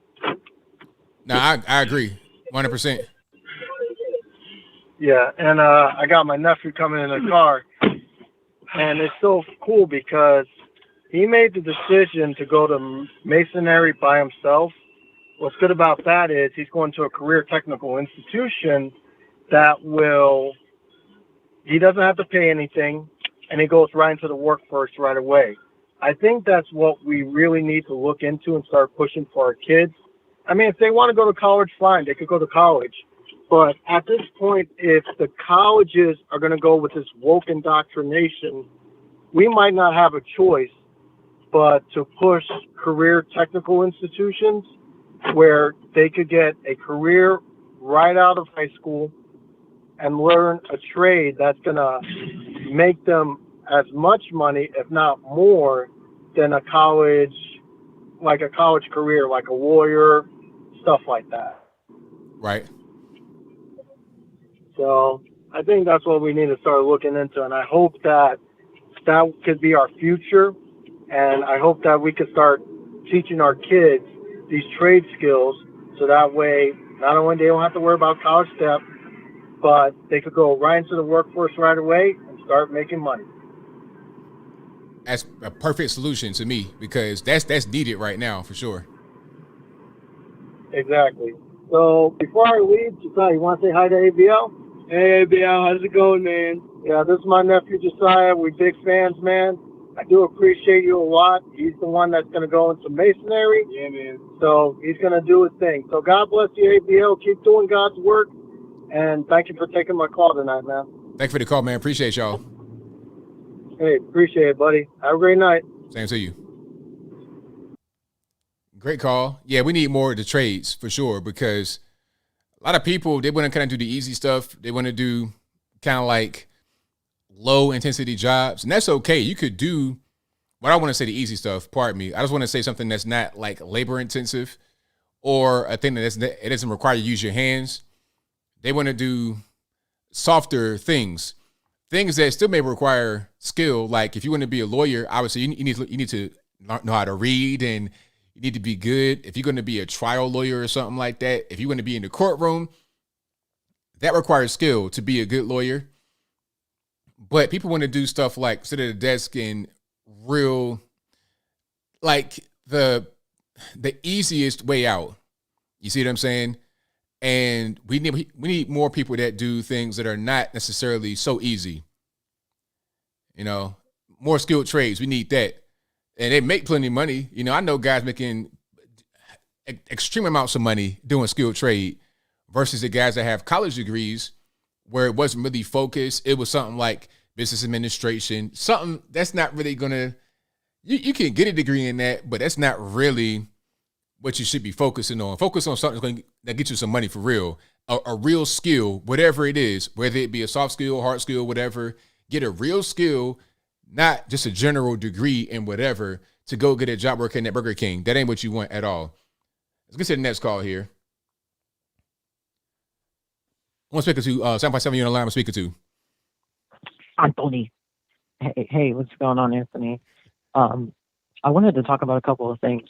Like, for example, when it was the Ben Shapiro Q&A with that kid, at first I was at work, so I was listening to the video that you made, and I was like, okay, this sounds like a little kid, maybe like Portland, Oregon style kid or whatever. But then I look at the video that, you know, you were looking at, like, he said he was a math major and a physicist major. Yeah. And when I looked at the video, I'm like, he looks like he's about to be like, I'm going to run and tell that there's a rapist in Lincoln Park. That's what I thought when I saw him. The only thing he was missing was the bandana. Oh, boy. And I was like, imagine if he said that he was majoring in law, like he was going for his, you know, law degree, looking like that. I mean, like it would be hard for me. I would be like, yeah, it makes sense, because I see that all the time, and it's crazy because it's like, what would it be doing it if you're going to go into law and you actually able to graduate and have some kind of success? We're in trouble. We're in big trouble. You know, because listen, I'm not going to hire you. It's not the type of job where you're just going to be assigned someone. Maybe you could be a public defender. I'm not sure, but you know, hey, it's being easier and easier, you know, for you to get pushed through the academy. Unfortunately, you know, you're not really too sure, depending on where you live, what type of law enforcement you'll have, you know, because it's a lot easier to get officers. And I think that may be the reason why sometimes you might see a bit of a slip up, because there's not as many, you know, it's not a high demand field as much as it used to be. Right. But another thing I think is interesting was the 106 in Park, not 106 in Park, I'm sorry, the Breakfast Club, when Charlemagne and Angela Yee was talking to Buttigieg or whatever. It's like all the things you could have asked him, you asked about these piddly social issues that are state to state, and they try to make it as though it was a pervasive issue. And that's all based on which state you live in. And he's the transportation of the Secretary of Transportation. I think it would be good for you to ask him, like, okay, so are you going to have talks with Biden to see how we're going to get or the Secretary of Energy to see how we can get the gas prices down or anything like that? Because if you're watching the show, and of course they're black and everything, we have jobs to go to as well. We don't want to pay as much as what they have us paying. But of course, that was an issue that was already resolved because it's a Ukraine thing and Russia, Putin's economy thing. So it's like you missed an opportunity to actually ask a question that applies to everyone that everyone cares about. Exactly. It's like, but I mean, you wouldn't really expect anything more or less from him anyway. Like for example, you have someone like Jen Psaki that should be sitting behind a desk or something, being the press secretary. She can barely get a sentence out without some sort of verbal auxiliary. We're gonna get back and circle back to that. Like, it just never completes a thought without. It's like, how can you be public speaking that way? That's pretty much all. Well, one last thing. They were talking about voter rights. When it's like, what I don't understand is like, would they have an issue with voter ID when, if you look at a Venn diagram, I guess put it this way, not a Venn diagram. You would say, not everyone who has an ID is interested in voting, but I'm pretty sure that everyone's interested in voting has an ID already. The people who don't, they're not even interested in voting, so I don't understand why they try to make it seem like these people are still proactive about this, but the only thing holding you back is getting a license. Like, if you're that informed, I'm sure there's nothing that's going to hold you back from actually getting an ID. It doesn't make sense. Right. Yeah. But I just had one question for you. I remember you saying you went to college for graphic design, and I was wondering if there was a portfolio, like we could check out your old artwork and see what you've done. I had one, but I removed it. So I don't have a portfolio online right now. If I have an old one I can find, I'll probably link to it. But the one I had, it's not there anymore. So as of right now, I don't have one. Oh, okay. Well, I guess it's just because I guess I know the type of areas you were talking about, like the cities surrounding, and I was like, I wonder what type of club flyers I did see, Now, but, were you around back in like 2007 to like 2012? I actually, I was much younger back then, okay. but I did see, because my dad used to have CD covers and used to go to the clubs and stuff and had the flyers. So if you see any kind of CD covers, any kind of flyers like Chesapeake and Virginia Beach, you saw my stuff for sure. Oh, that's pretty cool. Yep. Well, thanks, ABL, and I'll watch the rest of the show. Thank you for the call, man. Appreciate it. Mm-hmm. All right, shout out to the caller. But yeah, like. In my portfolio, you didn't see that kind of stuff on there. That was like more the street stuff, the cash and carry type stuff. But I had some of my stuff like old flyers on there. But one thing that the young man might know is this is strip club on South Military Highway called Purple Rain. I did that sign out in front. Yeah, I did that sign. I did a few signs. There's another spot in Norfolk. It might still be there. I think it's called Posh on Granby Street. I did that sign too. I did a lot of stuff that may or may not still be around. So I don't really know. I ain't been back to VA in a minute. I'll probably go back this year. The scamdemic kind of messed everything up. I'm going to go back this year and see what's going on. Call online speaker 2317. Hi. I was just tuned in late today, and I was wondering what you guys think about the subway shooting and about how the cameras just happened to go out right when it was happening. You know what? I think that a lot of those cameras never worked, and they want to say that the ones that were close to the situation were out, but I think most of the cameras don't work. They're probably just dummy cameras just to prevent crime, but not to actually record anything. That's just my humble opinion, because I've seen that kind of happen before. Okay. Do you think it should be classified as an act of terrorism or no? Well, yeah, definitely, because it was it probably was a planned out thing. He had a video on his channel where he was filming the rail cars and talking about people travel. So it appeared to be something where it was thought about and he plotted it and planned it, and it was a mass casualty type of event, a lot of injuries. So yeah, it's got to be considered a terror attack. Well, I just heard last night that they were having trouble finding him again. Have they arrested him yet or no? No, they got him. Okay. I don't know, I just think the whole thing is crazy. I used to live in New York. I grew up there. And I think I was in like 5th grade at the time that guy, Colin Ferguson, shot up a train. It wasn't the subway. It was the above ground one. And then they banned guns for all regular people because he bought his legally. And then, you know, ever since then, there was the mob and the crime and gangs and all that stuff. And that guy, Sammy the Bull, at his trial said gun control is the best thing you can do for a criminal, and trigger locks, please, I'll try and fire it at him without a trigger lock. Well, he'll have to put a trigger lock on his. We'll see who wins. And, you know, literally criminals praising gun controls. If they'd make it so that regular people like you and me can carry one and defend themselves there, I bet for a little bit there would be a lot of self-defense cases, and then there would be a steep decline in violence there, or at least for innocent people being killed. Oh, yeah, definitely. You agree? Yeah, right on. I think it's crazy. I have a feeling that violence is only going to get worse, though, even though regular people like us just want things to calm down a bit. Yeah, unfortunately, but that's how life is sometimes, I suppose. I hope they just use the 25th Amendment and get rid of this guy, because every move he makes, it just gets worse and worse and worse. It's a disaster. Yeah, but you know, the Democrats, they don't really want to do that quite yet. They want to try to hold on to him, but if it gets really bad for them, then you'll see that happen. Well, that's the thing that's been happening with all this. It seems like Democrats love, you know, all these pedophiles and want them in schools and stuff like that, and you know, abusing kids, making them wear masks so they can barely breathe and stuff. It's like they don't even care about family. They just care about expanding their sphere of influence and their power and stuff like that.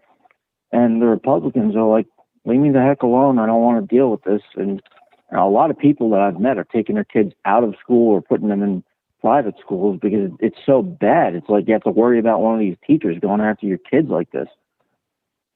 Yeah, it's pretty bad. I used to be a little bit more left-leaning. Now I'm more center and just logical. Either side get mad at me for telling the truth. I'm just tired of the chaos. I wish people would be objective and fair about it and talk about what needs to happen instead of this side or that side. Just what's objectively best for everyone, especially kids, because they're the next generation. Yeah, definitely. Yeah, and the kids, they can't really speak for themselves, really. They don't really have any kind of say-so over what goes on. It's up to the adults to drive the ship in the proper direction.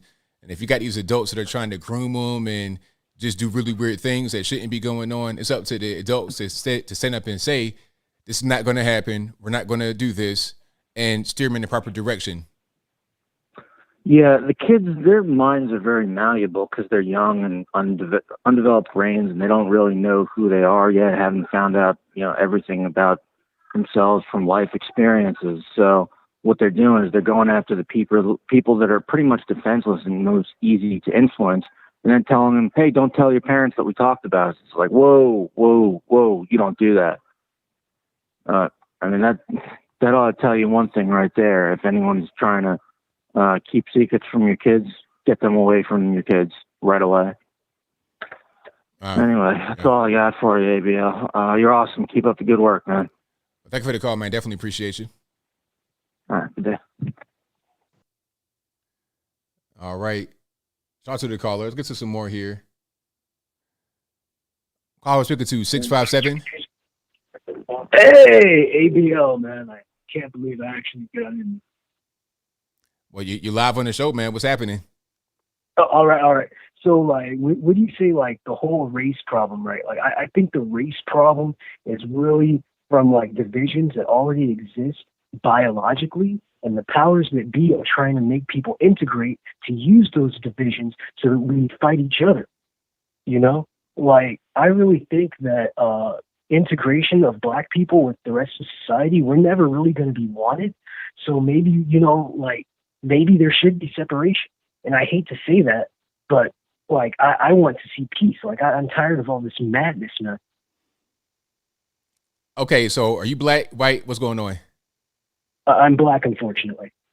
Unfortunately, I mean, you're not. It's not going to happen. It's kind of a pipe dream, and it won't be any kind of separation. You think so? Like, well, what's going to happen then? I mean, we're just going to have to live together. I mean, there's no other way around it. Like, regardless of any kind of racial tension, regardless of that, everybody still wants to come here. So it must not be that bad. It must not be so terrible to make this land that we live in just uninhabitable. It's not as bad as what they want to say on the media. We're still the best country on planet Earth. Are there imperfections? Are there imperfections? Yes, of course. But anywhere on Earth is going to be the same way.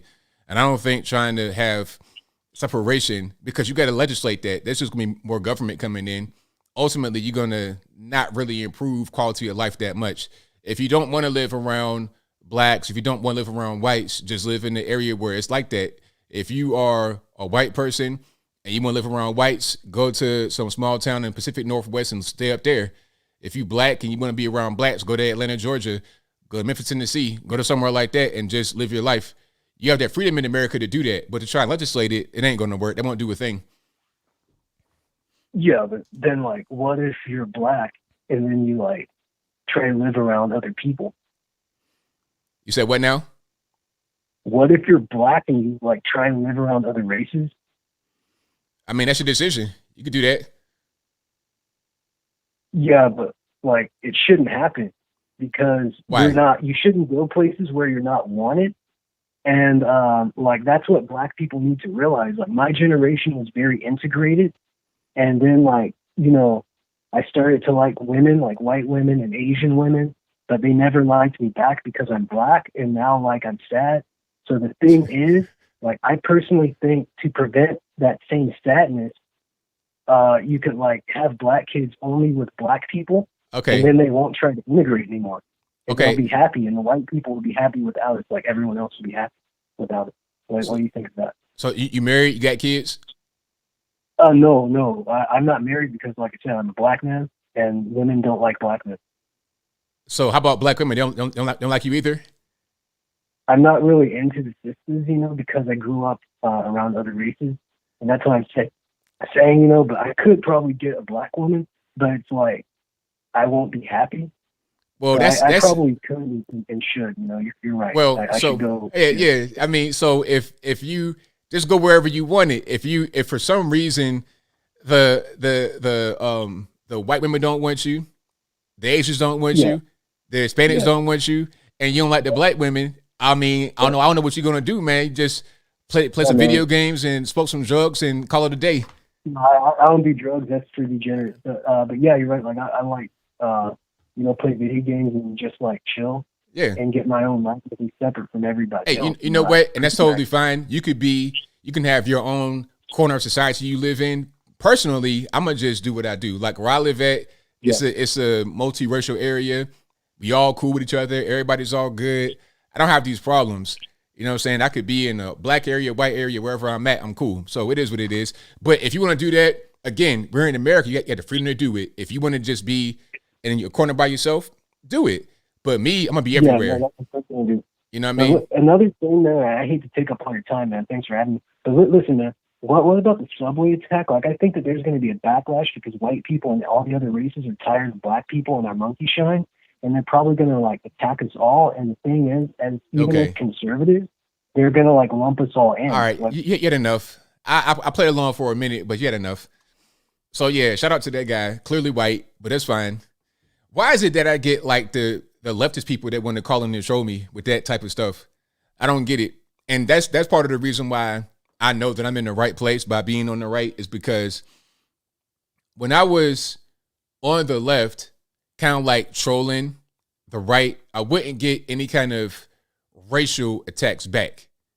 You see what I'm saying? I wouldn't get racial attacks. You'd be like, man, read, research, figure out what you want to do. But now that I'm on the right, I get the left calling in, or they send me emails and it's racially motivated. It doesn't matter what color the person is. It could be a white leftist, a black leftist, all leftists. It pretty much do the same thing. It's weird how that really works. But it is what it is. All right, let's go ahead and do this. Let's get to some more calls here. 918, you're on the line. Who am I speaking to? Hey, what's up, ABL? It's JB Scotchman from Oklahoma. How you doing, buddy? Oh, it's all good, man. What's happening? Oh, not a lot. That last caller, man, I don't know what his deal was. Definitely a troll, but oh yeah. All right, I wanted to call in tonight. I don't want to have a question. I just wanted to get some thoughts. You know, there's just so much going on right now since Biden has been in office, and none of it's been positive. The border, the inflation, the gas prices, you know, the war in Eastern Europe. I mean, he hasn't done anything good, which I didn't expect him to anyway. But I don't think anyone expected it to happen this fast. And so, yeah, all the news recently has just been negative. And that sucks. I mean, who likes negative news? I don't. I definitely don't. But yeah. As far as happening so fast, I mean, I knew that things would kind of go downhill, but I did not expect it to be so quickly. I mean, it's just like it was almost instantaneous. Overnight, these kind of things happened. But I mean, yeah, if they're so, you know, if they're so focused on doing what they want to do, having their own policy, having things go their way, and they're really going to put a lot of effort, energy behind it, well, here we are. So one thing one thing I can say, because somebody said that I never say anything positive about Joe Biden. Okay. Now my reaction was, well, what am I going to say that's positive? One thing I can say is that they do get stuff done pretty quickly. The problem is that it's just the wrong thing. They're undoing they're undoing good things that we had and replacing it with negative things. So they pretty much damaged all of what Trump had done in a very short period of time. It's unfortunate. That's true. And that leads to my second point that I wanted to make, because the news is so negative right now.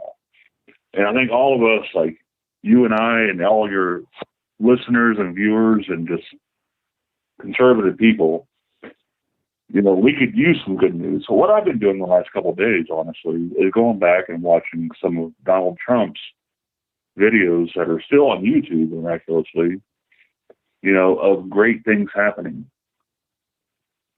You know, I watch, I'm gonna tell your viewers, you know, like, you know, get a break from all this negative stuff happening right now and just go back and watch some of the good stuff, because I think it will come back. You know, look when Trump honored World War II veterans at the White House, at the Oval Office. He told those guys, you can come here anytime you want. You know, look at when he celebrated, you know, Black History Month. And I think he might have even been there. I know you were there at one time at the White House. I can't remember what event it was for, but it was nothing but positivity. It was great. And then look, when he went and met the troops all over the world, you know, from San Diego to Alaska to Iraq. I mean, everyone cheered him. They wanted his autograph. They wanted selfies with him. You know, I mean, that's the kind of stuff. I mean, we cannot forget that. We got to remember that we had the greatest president ever, and we've got to bring him back. I mean, we've got to do something. I mean, Biden cannot keep this up for much longer.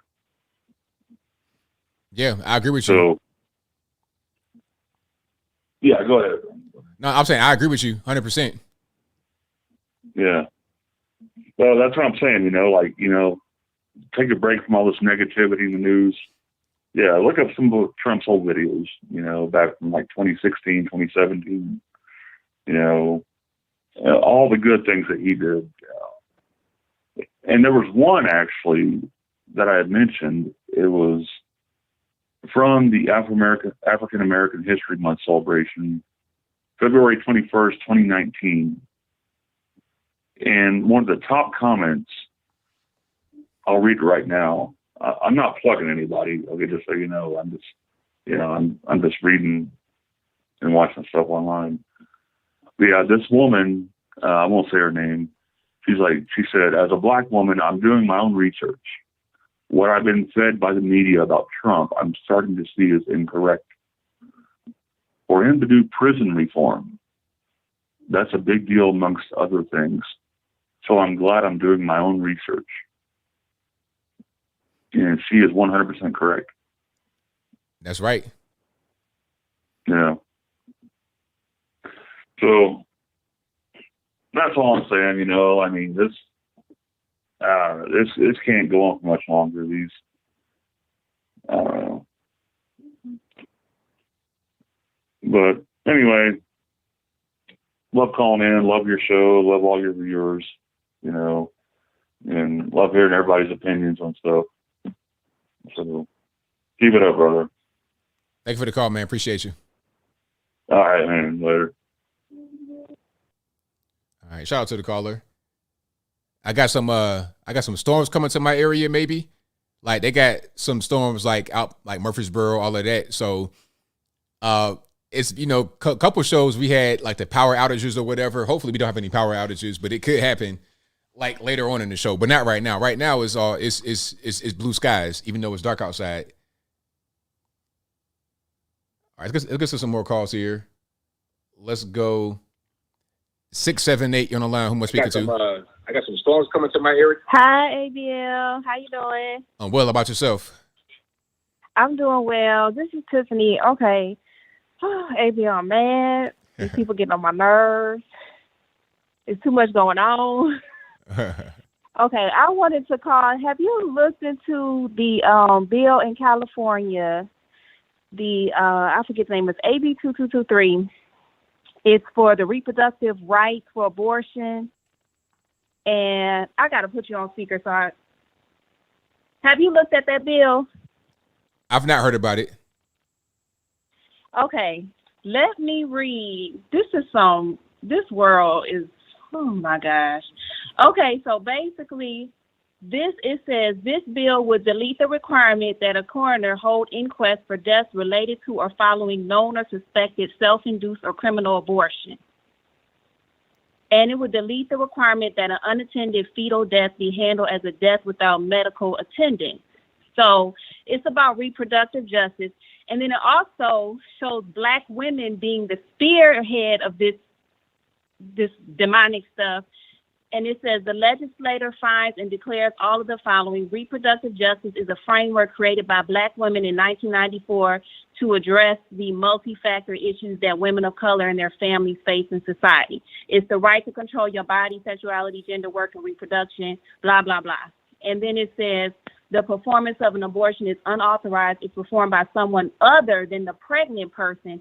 And if either of the following is true, the person that performs the abortion is not a healthcare provider, or it's performed on a viable fetus. And then it says, in the good faith medical judgment of the physician, the fetus was viable, or the pregnancy posed no risk to the life or health of the pregnant woman. So this is my question. If the woman don't have to seek medical assistance and she can perform her own abortion, the baby will already be dead before the doctor can determine if it was a viable fetus. Right, exactly. You can't examine the baby afterward because you already killed the baby. Right, and they're trying to say that these right-wing news platforms are incorrectly saying, headlining the story, but no, they're telling it. They're reading between the lines, basically, because with these Democrats, you have to read between the lines because they talk in word salad and stuff like that. So I'm like, this is demonic. And it also, I think it's a form of population control, because what you're going to do is you're going to have some women that try to do their own abortion, and they're either going to damage their body or they're going to kill themselves because they don't know what the heck they're doing. So, and that will probably be a lot of younger women or older women who just crazy. But what makes me upset about this is that there's an organization. Hold on, because I got this stuff on my phone, and I'm sorry, I'm gonna try to go fast. It's called the National Black Women's Reproductive Justice Agenda. And the president is Marcella Howard, and I'm going to do some research on her.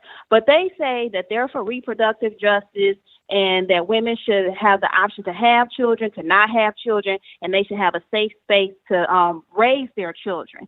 And they also, you know, they have all these causes, COVID, economic rights, health care, maternal health, education, voting rights. They're doing all this stuff, but they don't have anything on their website. Now, I've looked all over their website.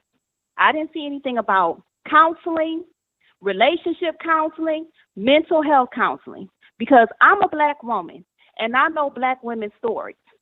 They want to say that abortion is helping to create safe communities for our families and to raise healthy families and all this kind of stuff. You know who is the biggest threat to the Black family?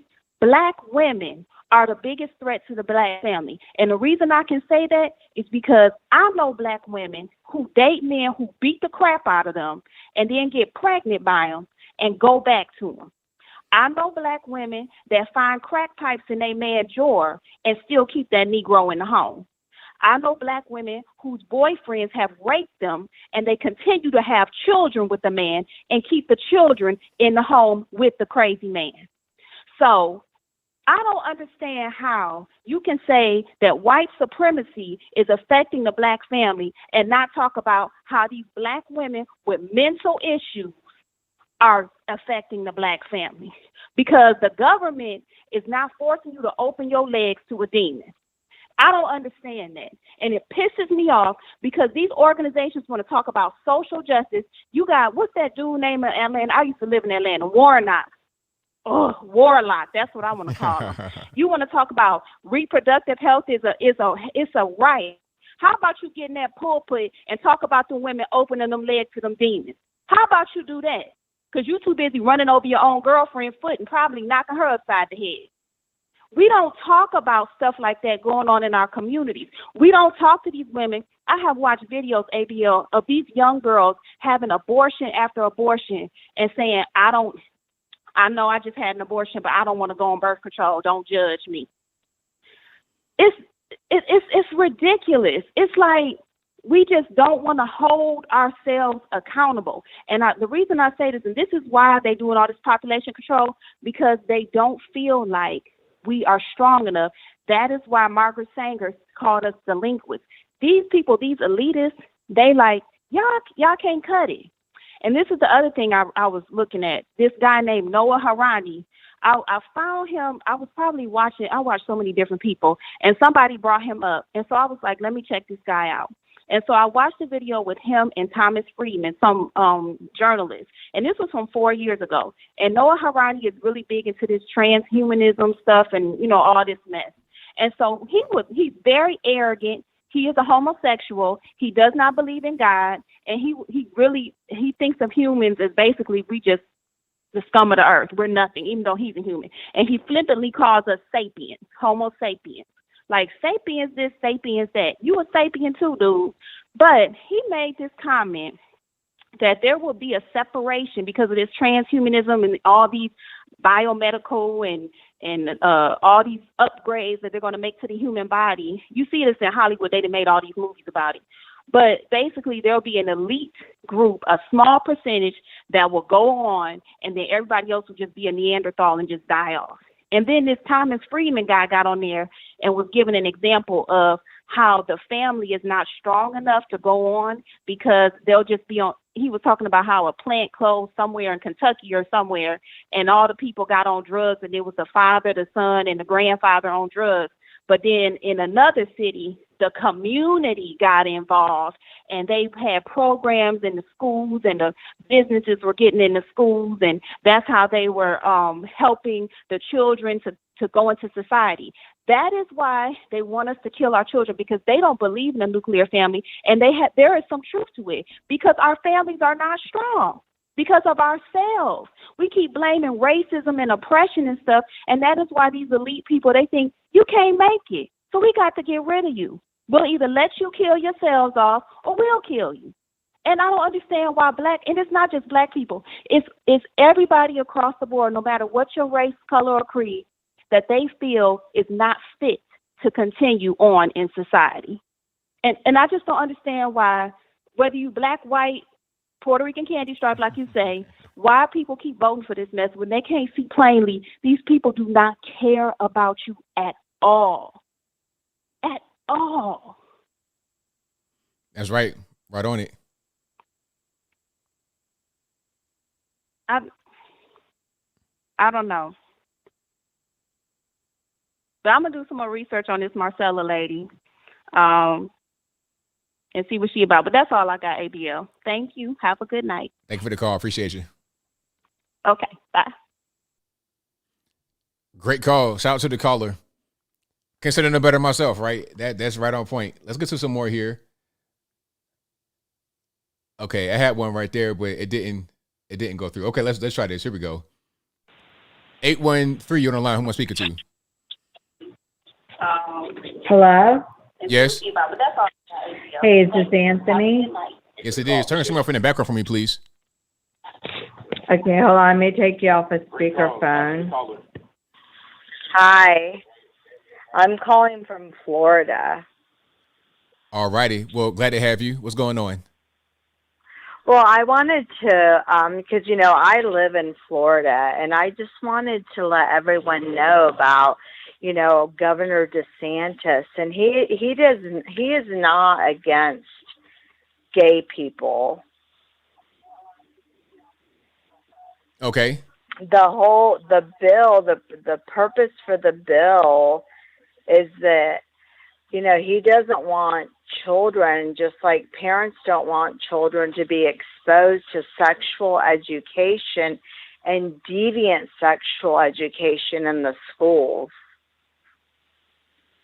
Right. That's the whole thing, because I don't think that 5-year-olds should be exposed to transgender education or whatever they want to call it. That shouldn't be going on with a 5-year-old.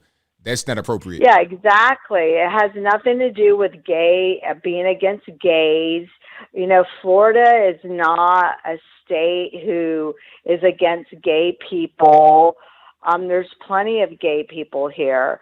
What we're trying to do in Florida is that we don't want children educated against, to believe that they are something else.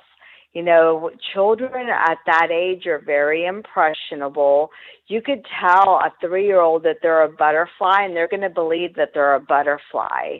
If you tell a 3-year-old that they're a boy and they're a girl, well, then they're going to say, okay, I'm, whatever you tell me I am, because they don't know. They don't know the way the adult world works. And, Florida, we've remained free throughout, the whole lockdown. We're a stand your ground state. And for people that don't know what that means that the Castle Doctrine, we did away with that. If you feel threatened in Florida, you can legally take deadly force against somebody no matter where you are. We have a lot of freedoms here in Florida because we have a governor that has a brain. That's good to have. Got to have a brain. I mean, without a brain, what you going to do? Yeah. And, and the thing is, this whole, don't say gay, don't say that. That's not true. We're not anti-gay in Florida. There's tons of gay people here. There's tons of gay parades. Gay people here live freely. That all the things that you hear about Florida are not true. We're just a state where we are able to have some common sense. Why do you think Trump loves Florida? Exactly. Yeah, and Governor DeSantis, I mean, he is the voice of the people, and we are so lucky to have him. We didn't have critical race theory wasn't passed here either. And, I think that people should know about the past, but the past shouldn't destroy the future. That's right. We can't be using the past as a way to try and disrupt things currently or disrupt things in the future. Right, because, a lot of atrocities happened in the past, but should we hate each other because of people's behavior that happened before any of us were even born? Look at the Holocaust. If that was brought to the forefront, you'd have Jews hating Germans. What happened in the past, our current generation has nothing to do with that. We are different people. We are evolved people. I believe that we all love each other and that we all want to get along with each other. Yeah, I believe so. Absolutely. Yeah, and the issue is that we've got this woke society that is hurting society. We have the school system involved in trying to teach our children these false narratives. We have the government and liberal states trying to convince people that this is how it is, and that's not how it is. We are living actually in a time of crisis. I don't know if you've ever heard of the fourth turning. Have you ever heard of that book? No, I haven't. It explains actually what's going on right now in our society. It's written by this is like something really interesting, and I think maybe some of you, I'm a subscriber, but it's called The Fourth Turning, an American Prophecy, what the cycles of history tell us about America's next rendezvous with destiny. It's written by William Strauss and Neil Howe. And this book was written back in the 90s, but they've predicted that during the time that we are in right now, it's called the fourth turning, which is crisis mode.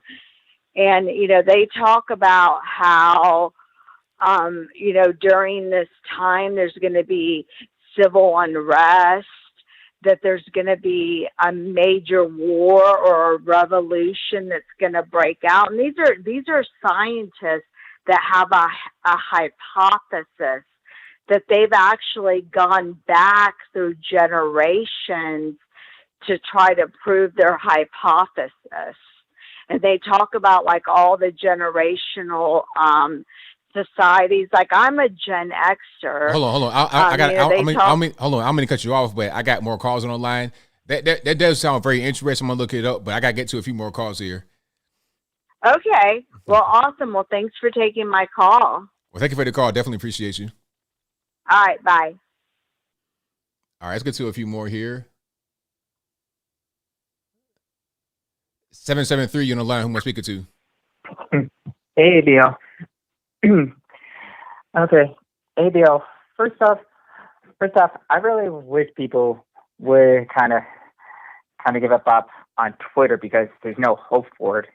As they said in that Lords movie, Let It Die. Yeah. Because, I've heard that Elon Musk has at least changed his mind about buying Twitter, which has set weirdos into some type of at least stability for right now. Well, Twitter, it's a thing that it's like it's become important to use, and people are on it, and it's a way to disseminate information. So it's like you gotta use it. It's just like it's like a cell phone itself. You gotta have it nowadays, but in years prior, it wasn't necessary. Well, with the rising of different competitions, I really think that a lot of conservatives should just dump Twitter altogether because there's no hope for it, and go to places like Rumble and Truth Social and put them and Google out of business completely because let's face it. When we do reports about the news, 9 times out of 10, Twitter censors the very core of the information and just leaves only the stuff that fits into the agenda or some celebrity gossip news that nobody really cares about. Yeah, but I think we still need to have the biggest platforms because it's like you got to have both and. It can't just be one or the other. You got to have all the platforms, not just because they want us to just dump Twitter so then they could dominate the information because it's the biggest platform. So we got to have Twitter and the other alternative platforms just so we're not putting all the eggs in one basket. We got to be everywhere. I kind of disagree with you on that one. But moving on, want to know if you ultimately did take a look at that interview with Abigail Disney about putting pedophilia into new Disney films and what her response was. Yeah, I did see that where they were talking about she's admitting to putting stuff in there, but I'm not sure if I see anything else beyond that. Yes, she's 100% for it because apparently her own son is gay, which again should not be a factor of this because he's supposed to be entertaining millions of people, and you already got a different scandal on your hands. So what's the point of placating to a community that's less than 1% of the population, or at the very least a fringe group that's like 1,000 of that percentage? Well, what they want to do is to indoctrinate. So they want to increase those numbers. It's not even about trying to appeal to the people that are already there. They want to recruit that way. Mm-hmm.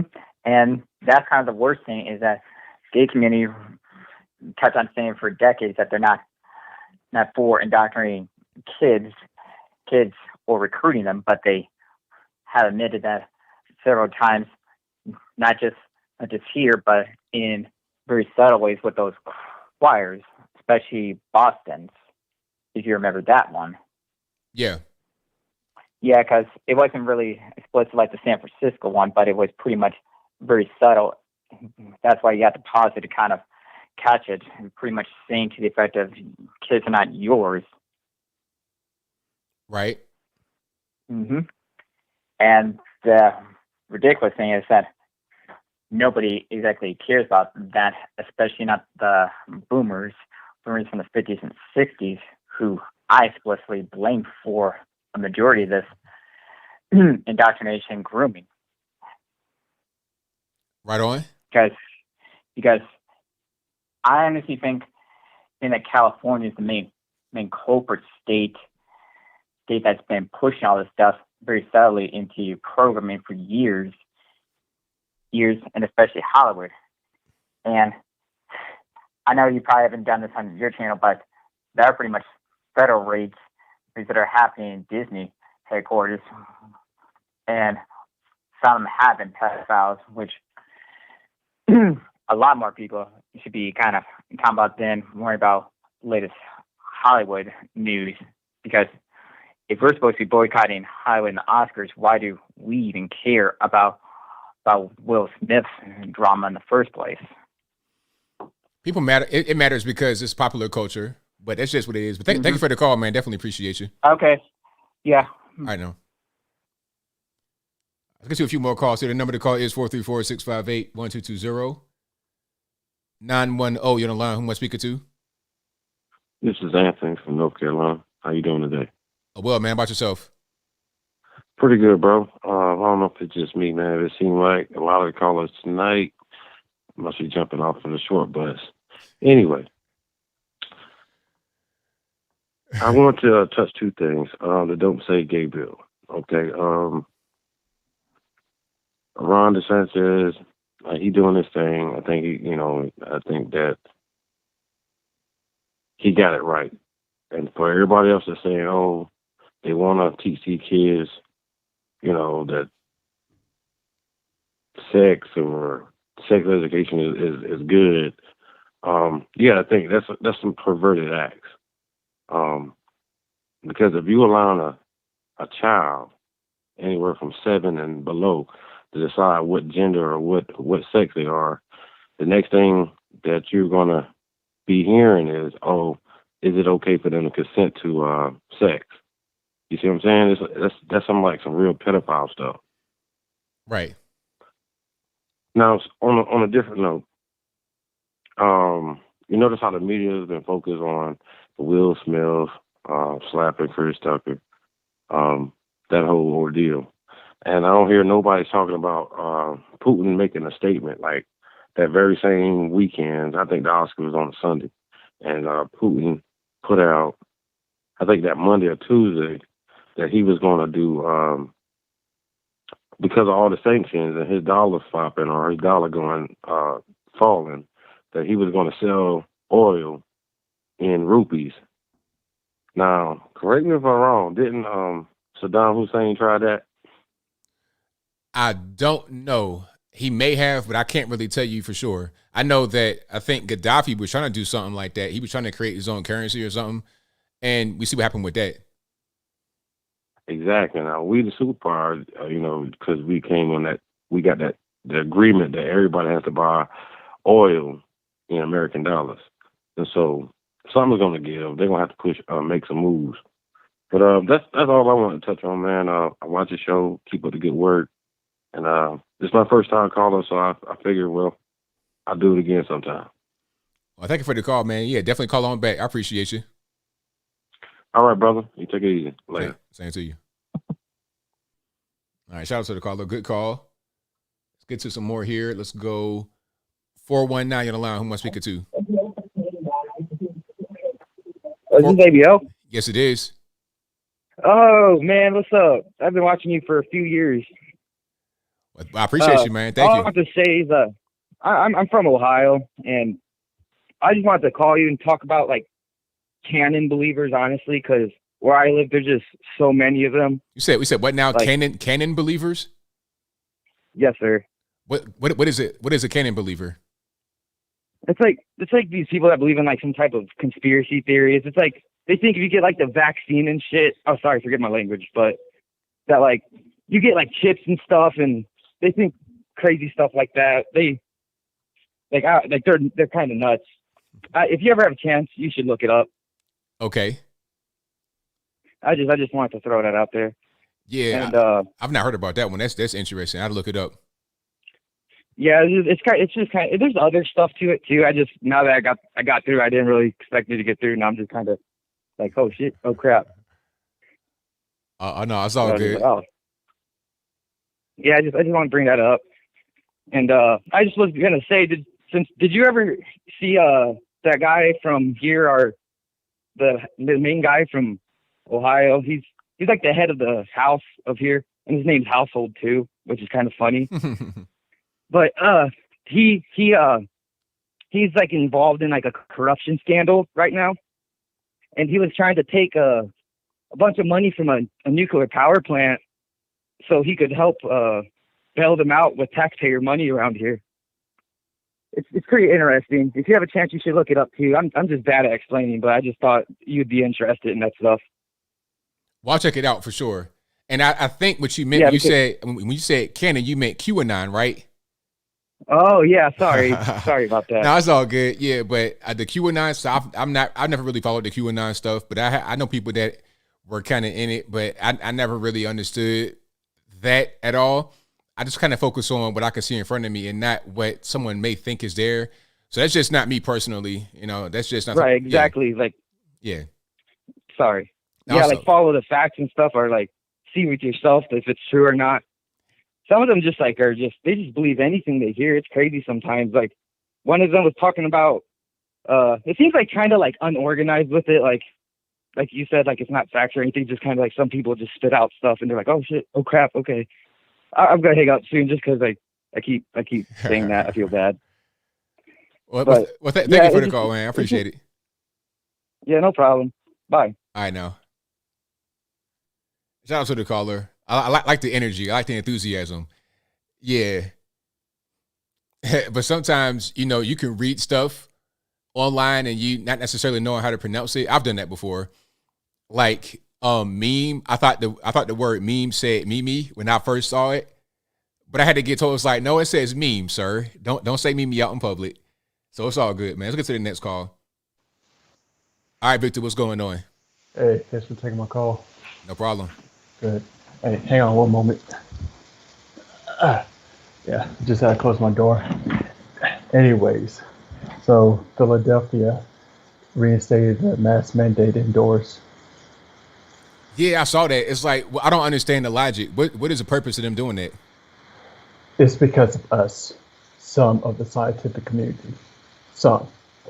It's, I would say, probably because we had a conference in Philadelphia the week before. After that conference, a lot of people from that conference got COVID.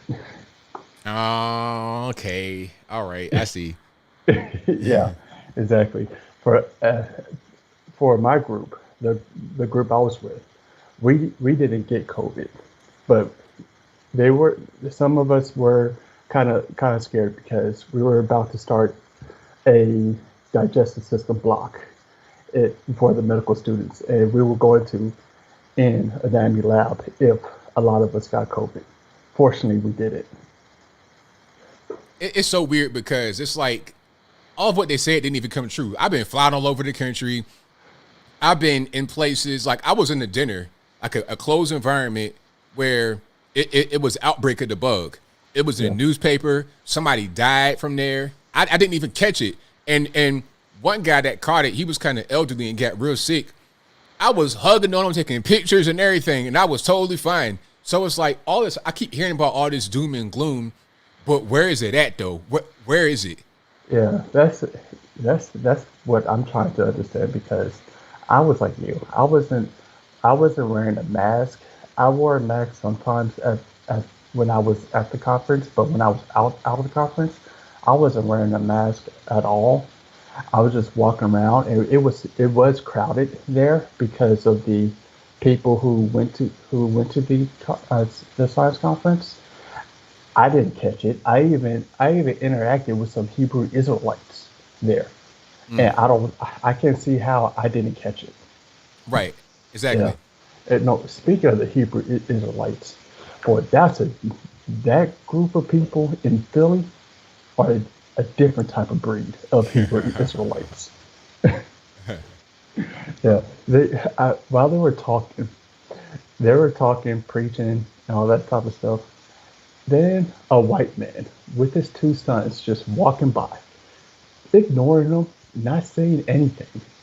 All of a sudden, the person on the mic started talking about, see that white devil right there? He's dangerous. I mean, these are a bunch of animals. I'm like, he's not even doing anything. What happened to, why is he getting treated like this? He's not even recognizing you. I mean, who's the real dangerous person here? Right, exactly. He might minding his business. He ain't doing nothing to you, and you're like just like verbally attacking them. Just leave him alone. Just let him walk on by. Yeah. And what's so funny is that they were talking about how people are lost because they become Americanized, wearing the American clothes and doing all the white man stuff. When the speaker wore a North Face jacket and read a King James Bible. I mean, come on now. I mean, I can't make this up. I mean, who's Americanized? Right, exactly. Like, come on, man. Like you got the typical American stuff on. This kind of combination right here does not exist outside of America. And read a white man's Bible. Yeah. Anyways. The last thing I want to talk about is the Ketanji Jackson Supreme Court nomination. People were teasing Ted Cruz about asking her, can kids be racist? I don't have an issue with it because of her believing in CRT, clinical race theory. And what people not realize is that they don't know the definition of clinical race theory. When when in the definition we're talking about how the American system is systemically racist, we are also no, not systemically, inherently racist. You are also saying that white people are inherently racist. I get what Ted Cruz is saying because if you believe in CRT, you are believing that white children are born racist because you believe that they are inherently racist. Yeah. Also, another thing, you know that part. You know when Ketanji Jackson, when they asked her what's a woman, and she said, "I don't know." Yeah. She's not a biologist. Yep. Yeah. Well, at the conference, I did get scared because I kind of feel that they're trying to change the definition of a woman. Yeah. Yeah, it's and the way they're going by it, they're not even. I don't think that they're using biology or science to try to define a woman. They're trying to go the philosophical route. When I heard the speak the seminar about the female pelvis, they were talking about how there's intersex and we should not call these people dysfunction because they're not dysfunctional people. I I get that to a certain extent because for me, for my view, I don't think biology determines who a person is. The person is. The biology tells you what a function is supposed to do, what's the proper function. I understand that there's some things that functions that's disordered. That's why we call them anomalies or disorder. But the way they're talking is that they don't want to they don't want to make the they don't want to hurt people's feelings, which I kind of get because as a teacher, what you want to do is decrease any type of distraction that would prevent education. But if we're going to keep doing this, I feel that we are not going to teach what's objectively true. It is objectively true that there is man and woman. Yeah. I don't understand there's an intersex, but that doesn't mean that there's more than two genders or two sex. It's still man and woman. Even though you're intersex, you're still and a man and a woman. That's it. Yeah. The and how they're doing it, I'm kind of afraid because it's getting to a point where I don't know if I want to teach reproductive anatomy or reproductive embryology because I may say something that will hurt people's feelings when I'm not trying to hurt people's feelings, and then I get in trouble for it. You know, it's crazy that you get worried about feelings when you're talking about like science. It's like it's not about feelings; it's about this is just what it is. Yeah, I mean, and again, I understand what they were trying to get at because you don't want to hinder anybody's education, but when you're trying to when you try to not talk what's objectively true, and then also try to apply that knowledge, apply that logic to a transgender person that's born perfectly XX and XY, then it gets very dangerous right there. You trying to make everything relative. Right. Yeah. Anyway, thanks for taking my call. Thanks for the call, man. Appreciate you. Right, bye. Yeah, they're trying to change what a woman is. They're trying to change the definition altogether and just make it be a whole different thing, which you can't. It is what it is. 773 on the line. Who am I speaking to? Hey, ABL. It's your Chicago police officer friend. How you doing? Oh, well, man. How about yourself? I'm doing good. Yeah, now retired, of course. Hey, as I said on your video in the comments, thank you for broadcasting Jussie Smollett's confession video. So I really appreciate that because that's like exactly what it was. Right. And let me tell you something about that Innocent Project that he's donating to, Illinois Innocence Project. That's famous here in Chicago because in 1982, there was a double homicide inside a park on the south side of Chicago in a public swimming pool. It was after hours, but a lot of the it was hot. A lot of the neighborhood kids had snuck into the pool. There were other people sitting in the stands, like, boyfriend and girlfriend. And there was a boyfriend and girlfriend sitting in the stands. This guy, he goes and robs both of them, the boyfriend and girlfriend. His name was Anthony Porter. He robs the boyfriend and girlfriend and shoots and kills them in front of all these witnesses. The neighborhood kids that knew this guy, the whole shot. The Chicago Police Department worked that case, did a good job on that case, got the conviction. He was locked up for over 20 years.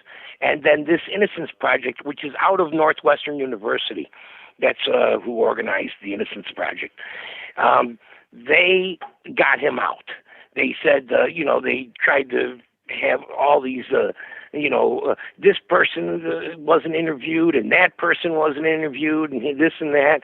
And then later, there's a documentary on it, by the way, from 2014 called A Murder in the Park, which I can't recommend more highly because it goes through all the points of this murder. What happened was it was found that Innocence Project used private investigators that actually manufactured evidence in order to contradict what the Chicago Police Department and the detectives had found. And they let this guy out. They let him out. These students hugged him. The city paid him millions of dollars for falsely locking him up. And then once this documentary came out, they saw that he was actually not innocent, because the Innocence Project didn't interview all these people that saw him do this crime. Unbelievable. Just like they're letting everybody out for murder with no bail. Like you said, heater cases. Yeah, heater cases. They lock. The media is on them, so they'll do the right thing. But with most cases, they let people out with low bonds and everything else. And believe me, from my career, I have arrested people over and over again. Some people were arrested, the very next day. Here's my thing about being arrested over and over again. Between your arrests, there must have been some successful crime that you've done. You know what I mean? If you are a career criminal, aren't you being successful at some of the crimes and not getting caught? So if you've gotten caught 38 times, how much crime have you been doing? Right. Unbelievable. Exactly. Anyway, thanks a lot, ABL. Always a pleasure to talk to you, and keep up the good work. Thank you for the call, man. Definitely appreciate it. Thanks. It's crazy. Criminals getting out. It's like, what are we doing? All right. Please tell us you on the line. I'm speaking to. Hi, ABL. This is Michelle Anderson from Arizona. I wanted to address this thing with Ketanji. I forget her name now. Brown Jackson. That's right. You got it. So, she's been confirmed, I guess. But where's she going to sit? Because Breyer's still on the court, and he has every right to change his mind about retiring. So I just wonder just how much of a sham this is, or what they're going to do with her. She cannot go to the court unless they're trying to push another seat. And I just wonder if we're somehow, sort of getting the shiny ball syndrome. This woman's so-called been confirmed. These Republicans just kind of rolled over as usual and confirmed this woman. There's just been no question at all, even from a Republican, in these hearings. Where's she going to go? What's she going to do? She's going to draw a salary and there's no available seat. That's a very good point. How's she going to get sworn in? That's a very good point. They may try to attack the court, but see, they best not do that. I think they know better than to do that. I think they're going to wait for Breyer to retire, because if they try to sack the court, that's going to be a never-ending game, because they know they're going to lose. They're going to lose in 2022 this year. They're going to lose in the midterms, and they're going to lose in 2024. So if they try and pack the court, then we'll do the same thing once we get in power. So it'd be a never-ending back and forth. So it wouldn't make any difference. For a moment, I guess it would, but not for the future. I just wonder what's going to happen with this. I think this is, I think there's really something else going on here with this whole nomination, with the way that it was pushed through. There was basically no objection. No, they softballed her hearings. They might as well just rolled her on over there, to the Supreme Court and let her wait this out. But I just think there's something else. I can't quite put my finger on it, but it just made no sense that we still have that ninth person on the court. And really, there's no reason for him to be replaced in the first time. I mean, we've had less than 9 justices. I think, is it 9, right? Is it 9 justices? It's 9, yes. Yeah, we've had less than 9 justices on the court before. So I would, caution people to really keep an eye on this, because there's something kind of fishy going on with her, with this whole scenario. I feel like they're going to try to pull something. I just hope Breyer doesn't die. I really do. I hope he doesn't die. I hope they don't kill him. I hope, something crazy doesn't happen to him or anybody else.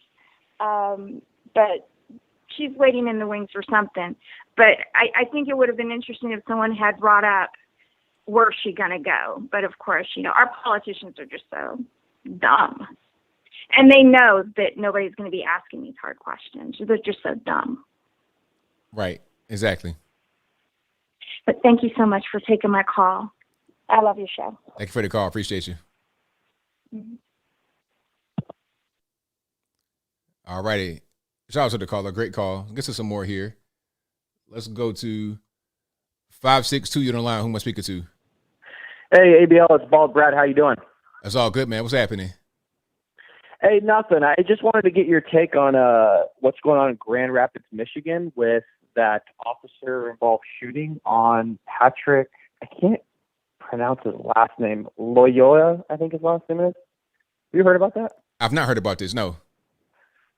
I have a feeling this is going to be George Floyd 2.0. A quick synopsis, you had a guy, officer, pull over an African-American male, age 28, for having the wrong license plate on the wrong vehicle. He says, hey, get back in the car. The guy wouldn't get back in the car. He asked him for his driver's license. The guy kept saying, what I do wrong. And he goes, hey, I pulled you over because your license plate doesn't match what's on the vehicle. And the guy, finally opens up his door, talks to the passenger, says, hey, give me your ID. And then he tries to walk around the vehicle. Cop basically says, hey, no, don't do that. And obviously that ensues with the guy running away. As you'd imagine, a struggle ensues. Cop pulls his taser. Patrick takes the guy's taser, and the cop is on his back, like on Patrick's back. And what it looks like in the video is that Patrick, the guy that got pulled over, has the cop's taser. Cop shoots him in the back of the head.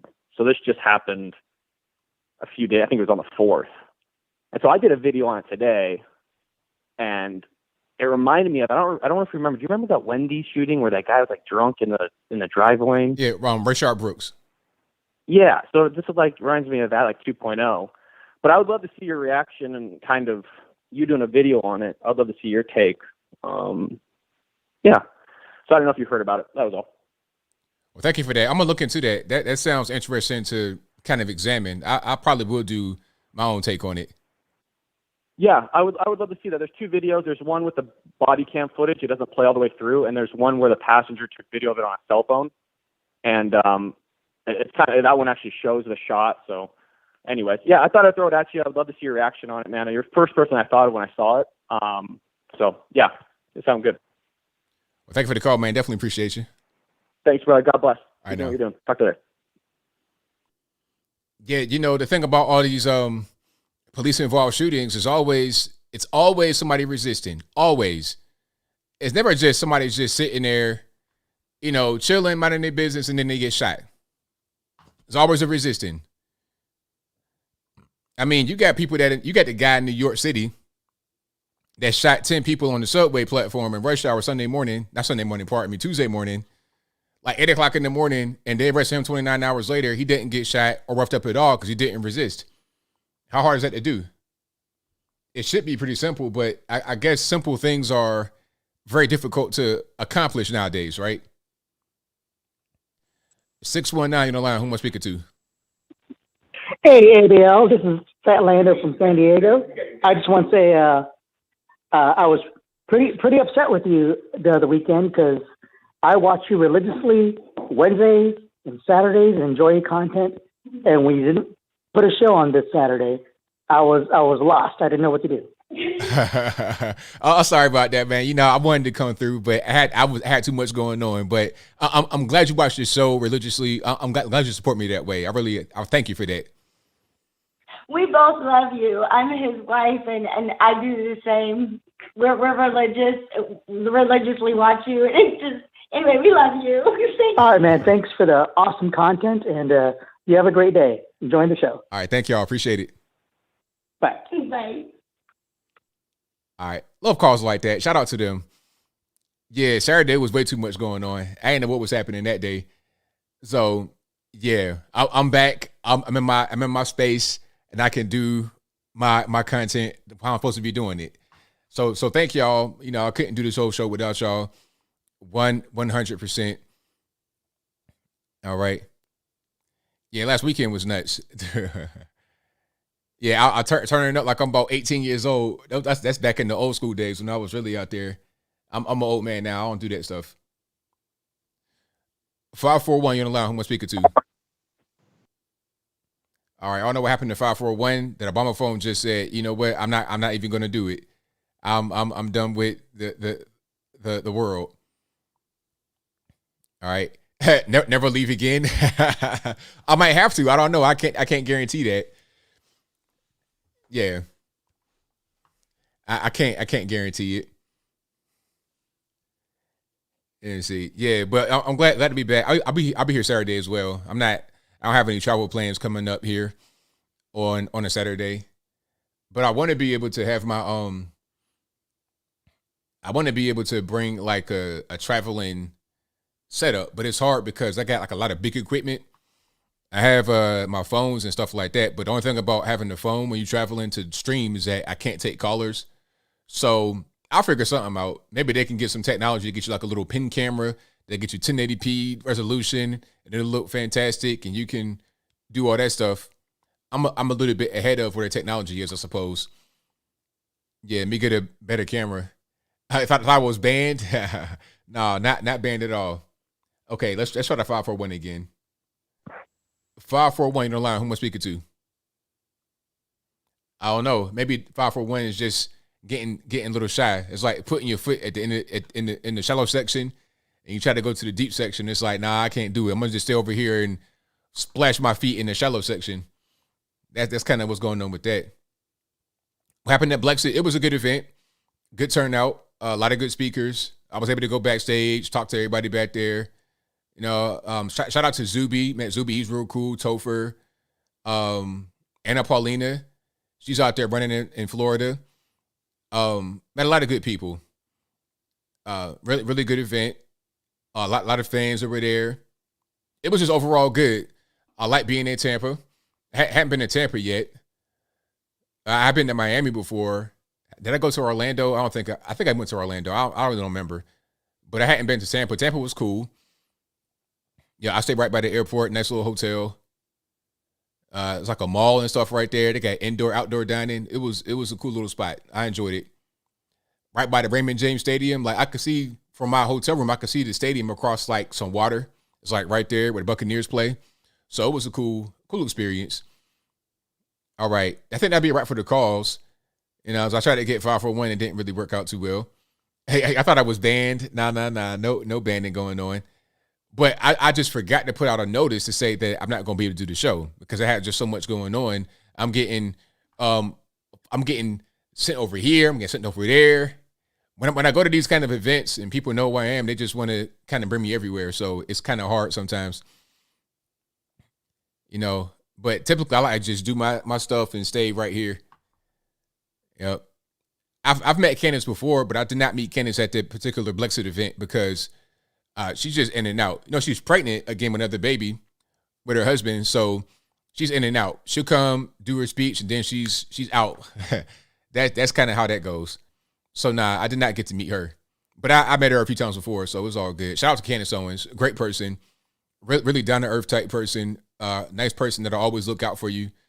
So anytime I hear anybody trying to hate on Candace, I'm like, y'all don't even know how good of a person that she is. They're all really good people. Any of these like political events that I go to, I think a lot of the reason people go is to meet new people that are like-minded.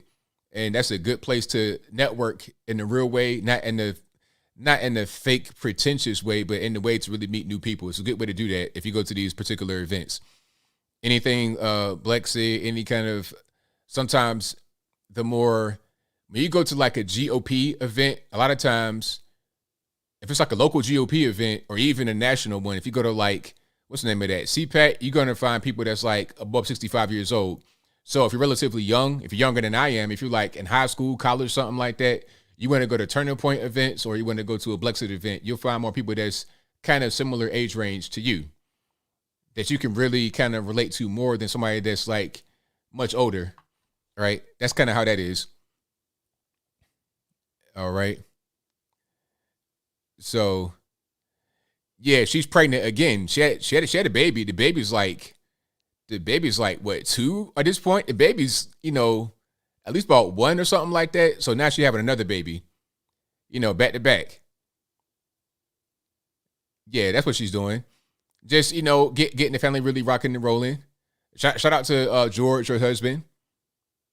Yep. All right. That'll be a wrap for the call. Thank you guys for being here. Couldn't do it without you. I got some super chats to read right quick and then I wrap it on up, put the bowl clean on top. Thank you to Butt versus Windshield, who says, President of El Salvador tells cartels, quote, "We have your homeboys. If you retaliate against this, we'll stop feeding them. They will die," unquote. That's hardball. That's super hard. That is super hard. 100%. Thank you to the Brooklyn Way, who says half the MTA cameras don't work. I figured as much. Let's talk about Hochul's appointee being arrested for bribery. # timing. That's nuts. That's totally crazy.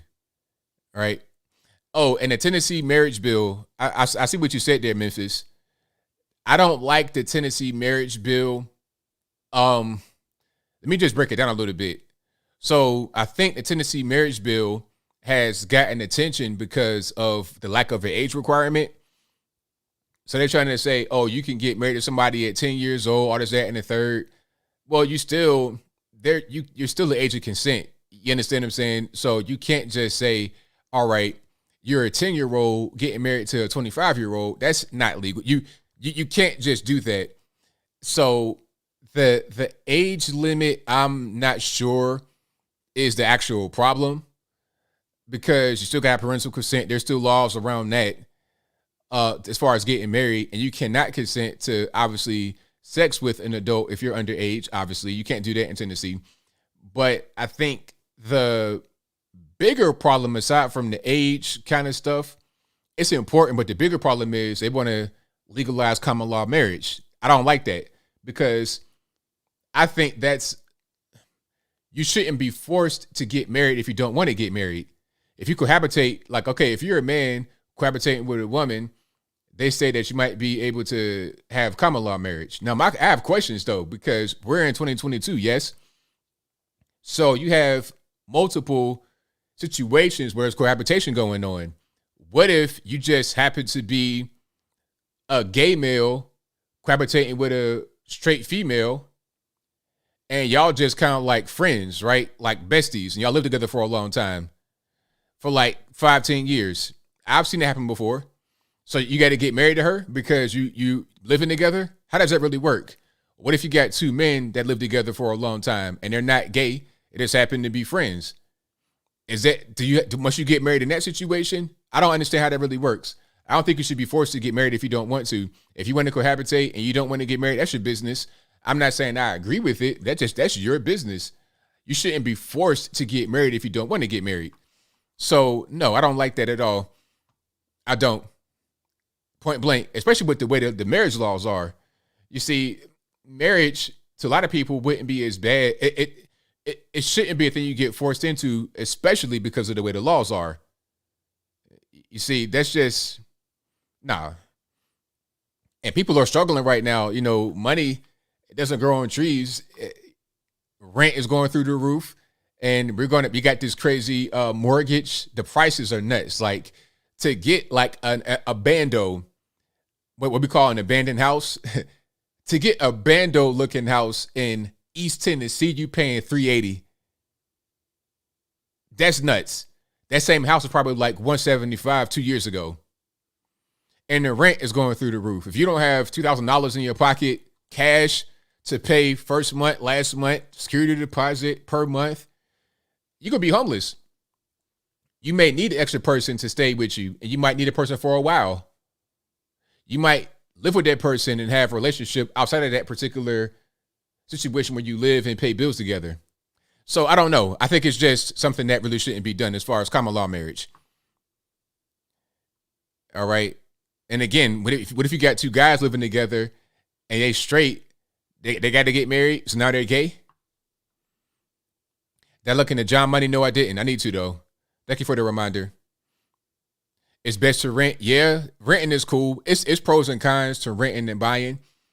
Buying, you have less flexibility, but you can hedge against inflation and raises in rent, because whatever price you have is going to be the same price in a long time. But are you going to be in that same town for 30 years? I think not. Probably not.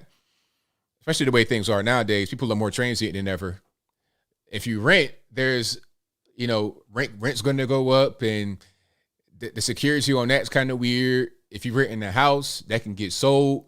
And they tell you, okay, man, we're going to sell this house. I need you to go ahead and move. You had a good rent deal in the place. Now they're saying, okay, we're going to sell the house, and you don't have any kind of availability in your town as far as places to live. Now you're pretty much out back. But they can't do that to you if you have a house that you pay a note on. It's pros and cons to both. If you are a more transient person, you're just trying to move to big cities, I don't suggest buying a house. Not in the big city. If you're going to be working in one place for a long time, you got a family business, yeah, buy a house. You can be living in the same place for a long time. It makes sense. But if not, I wouldn't do that. Because when you try to sell, you might have equity in your home right now, but when you try to sell, the housing market might be down and your equity you might be underwater. You might end up losing money on that. You might have to pay 20 bands just to get out of that deal. So that's not necessarily something you want to do. Think about it just before you do it. That's all. That's Uncle ABL advice right there. But anyway, I got some more super chats right here. Thank you to Time Travel, who said, thanks for the content. Salt must flow. Thank you to Nicole McCauley, who says, people crying about abortion laws against, quote, against women's rights, unquote. How? The U.S. is one of the only countries with no limits. 5 babies found in D.C., question mark, exclamation mark. This is very common with botched abortions. They allow babies to cry till they die. Very unfortunate. Thank you to Farner Faye, who says, what's up, ABL? I almost missed the show tonight. Just want to say, I guess Jussie really do want to be the gay Tupac, huh? Stunting on Don Lemon, really? Hold on. Also, mandate got reinstated with no proof of spike numbers. They just blatant with the authoritarianism at this point. No bags at markets and face masks. Also, were they giving out free gas where you're at? My dad thought about getting some, but then realized it'd be a waste of time for watered down gas. I've not seen the free gas here. I heard about that particular program in one place where they did that, where they were giving out free gas, but I've not seen that here. I sure would have hopped on it, fill that truck right on up to the top. Thank you to Farner Faye again, who says they sent us some mail talking about mail-in voting this week. Guarantee you Philly and all major cities get shut down for a few days in November. Thank you to Block K MIT, who says, I would like a favor, a hard one, find a rational liberal and bring them on. I know that's a hard ask, but please try. I'll try my best on that one, but it's hard to get anybody liberal that want to call in the show. I get people that's liberal that are in my inbox and my mentions, and I say, hey, man, come on the show and talk about what you got on your chest. Get it off your chest. But they don't want to come on because that's not really, they don't feel comfortable in this environment. It's too triggering for them. They got to get the safe space to cry. So they don't feel comfortable here. That's all that is. Thank you to Xbox Ambassador for becoming an ABL supporter. Thank you to F Ranger Xbox who says, stop calling Washington politicians dumb and stupid. Use the word evil. That's a better word. They know exactly what to do to fix things or screw them up. Thank you to Beef Nasty who says, ABL, how was the gun show? Also, is there a way to send you the USA hat I got from you to sign? You can send it to my P.O. box. If you have the original box that they send it that way. Or have a box that makes sense to be able to send it back and forth. Send it to my P.O. box. It's on my website. AnthonyBlogan.com/contact. Send it to my P.O. box and just tell me what you want, you know what I'm saying? And I'll send it back to you. Just send me like a label or something I can send it back and just give me a UPS label in the box. So all I got to do is just stick it on there and ship it back. You do that, I'll do it for you. I promise. But I was not able to go to the gun show, unfortunately, because it was just so much going on. But I did want to go. Thank you to Blast Radius who says that, quote, innocent project, unquote, story had me fired up. One more example that leftists and Democrats never solve problems. They create them. One example of many. Exactly. Thank you to Kathy Carver who says common law marriage means you have to introduce the other as a wife or husband.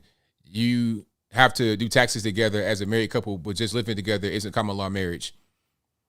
So my thing is, okay, but the bill is to create common law marriage. So in certain states, if you cohabitate for a certain period of time, then there's common law marriage by default. I think it's like that in Texas, if I'm not mistaken. And if I'm wrong about that, y'all let me know. So I think that's what the bill is about. Not just saying, okay, we identify as being married, although we're not married. So I'm going to say that's my wife and that's my husband, and then we're going to file taxes together. I don't think you could do that anyway, file taxes together without actually being married. There's got to be some kind of legal status that you have.